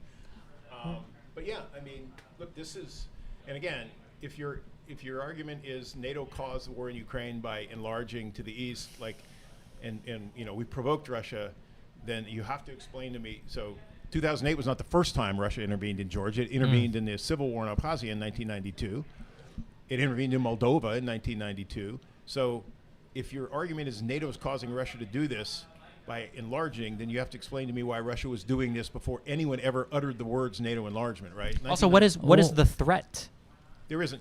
I know that's always the question. Rhetorical question. They really don't want a NATO country next. First of all, as you said, the Baltics are. Nobody remembers these countries exist. There was like, we can't have Ukraine in NATO. They border Russia. And it's like, what are Estonia, Latvia, Lithuania? What do you mean? We don't talk about these countries at all. Well, but then, what is the threat that they'll voluntarily join, and then what? Russia can't invade them? Like, is there really a world where people are saying? I know they do say this, is that that NATO's going to invade Russia or whatever. But it's just so. Yeah, I mean, look, I was in the Army long enough. I dealt with NATO long enough to know it is. Even if it had aggressive designs, it would struggle to implement them, to follow through. It is a consensus-based, bureaucratic organization. It just is. And it never had aggressive designs against Russia. It is a defensive alliance.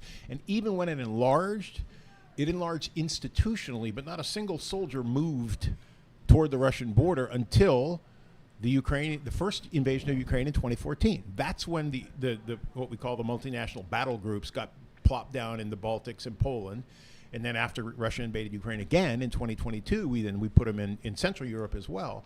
But until then, we admitted countries into NATO, but we didn't push forces toward Russia's border. So this idea that NATO was somehow like expanding and threatening Russia is nonsense. I mean, when Estonia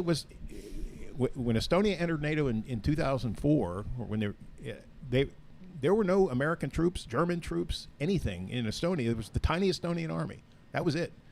It had a security guarantee, but that security guarantee was only active if it got invaded by Russia, not if it invaded Russia, which was never going to happen anyways. To move a little off of that, but in the same vein,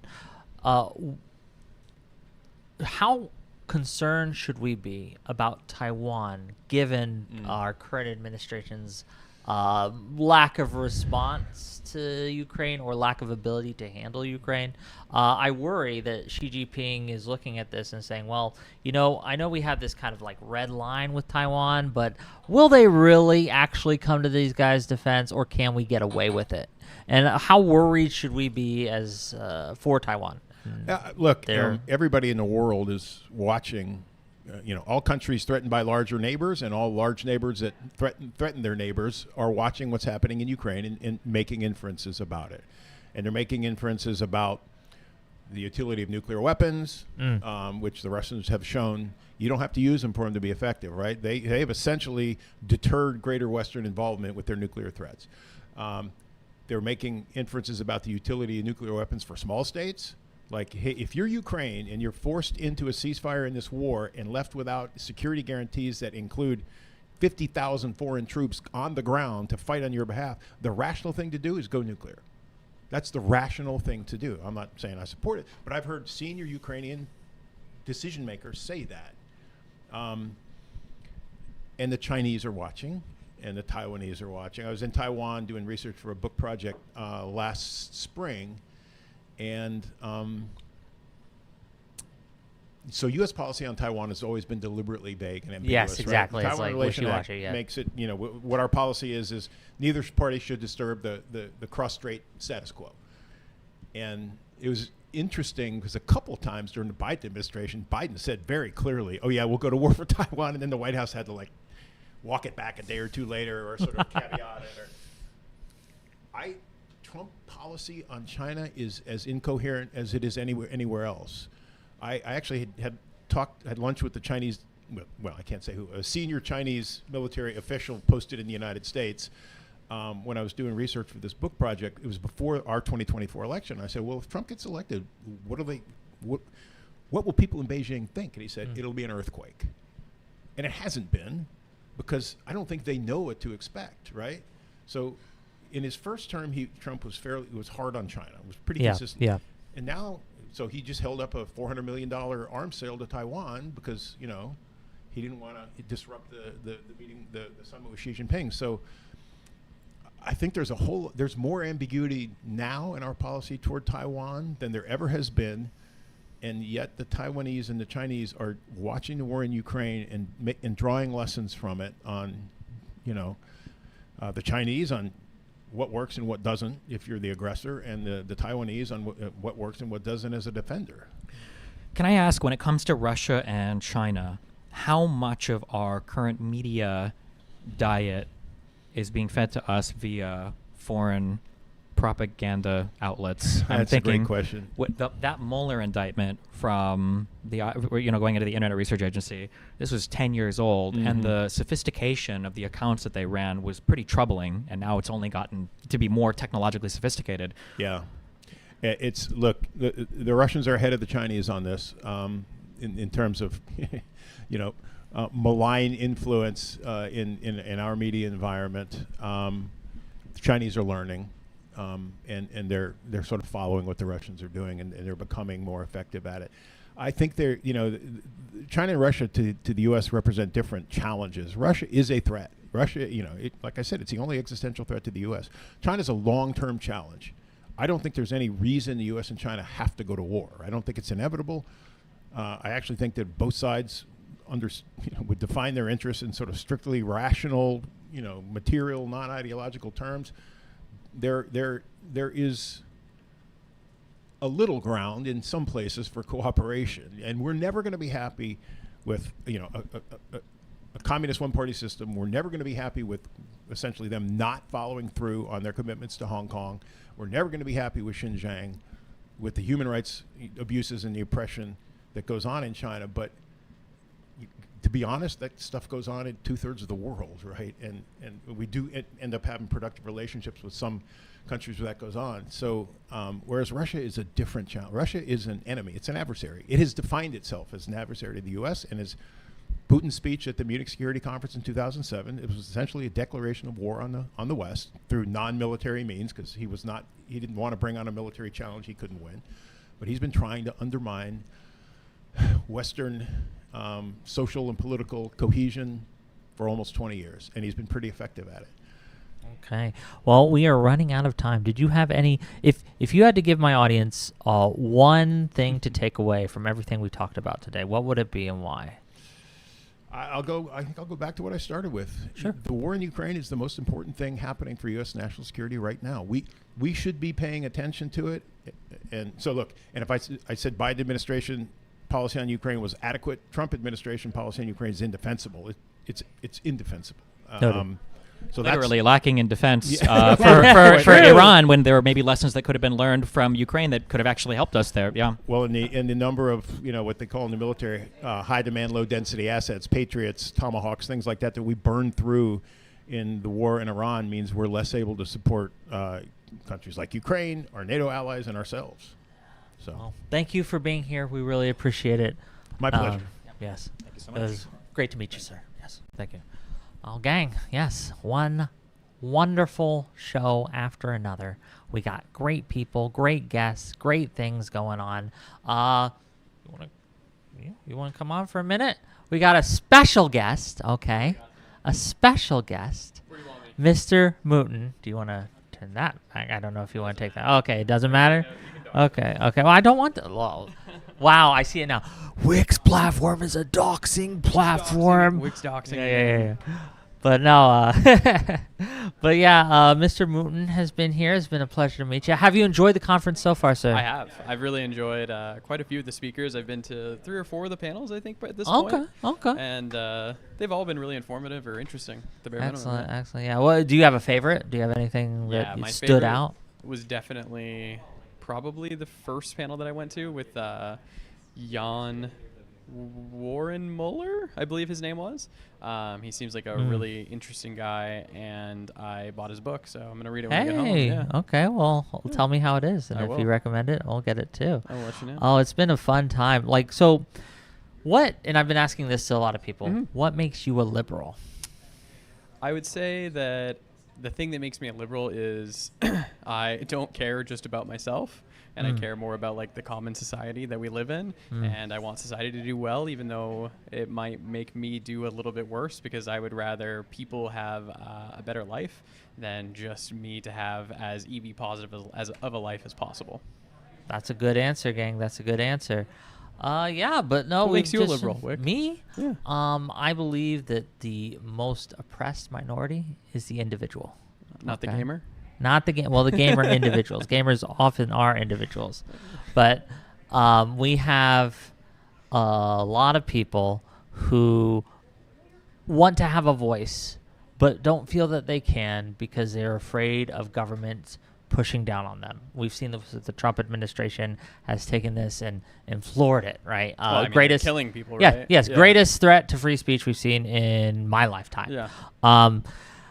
Liberalism is the answer to that, right? Having a firm rule of law, set of institutions, guiding principles that say the government cannot do certain things to you. The pillars. Yes, the pillars. Free speech, Yep. free association, free trade, free movement. Those are my things. That's what, free elections too. Okay. Yeah, it was interesting. During one of the panels, one of the guys was asked about kind of accountability and if they're for packing the court or whatnot.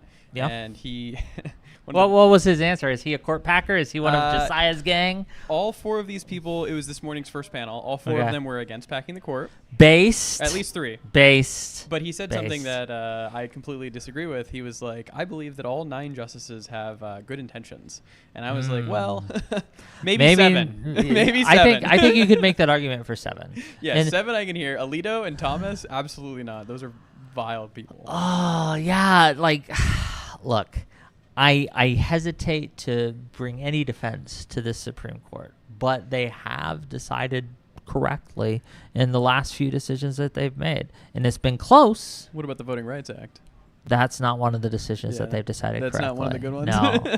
But when it comes to birthright citizenship, yes, it was close. 5-4, right? 5.5 to 3.5. Yeah. There was a one of the justices had a very narrow kind of, I think, a proprietary interpretation on this, where he would be okay with illegal immigrants getting birthright citizenship, but not tourists, which was a weird kind of carve out. I'll give you 5.5. Yeah. Yeah. I'll give you 5.5 weird kind of carve out.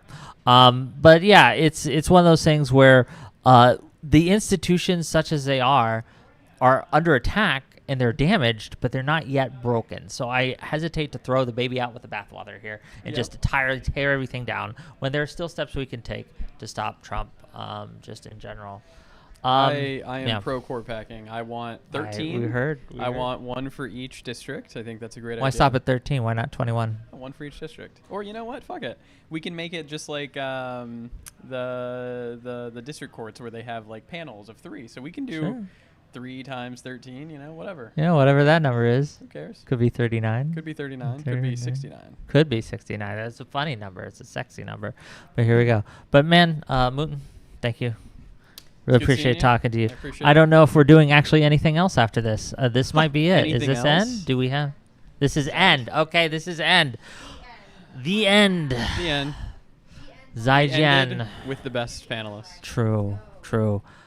Thank you all for being here. I really appreciate all of you for coming. Apologies for any tech issues or craziness or scheduling, but this has been great. So thank you again. Thank you for coming, everybody. Have a wonderful day.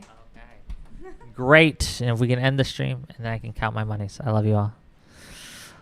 Libcon 2026. Okay, tell me when you're done, and send it, and I can stop.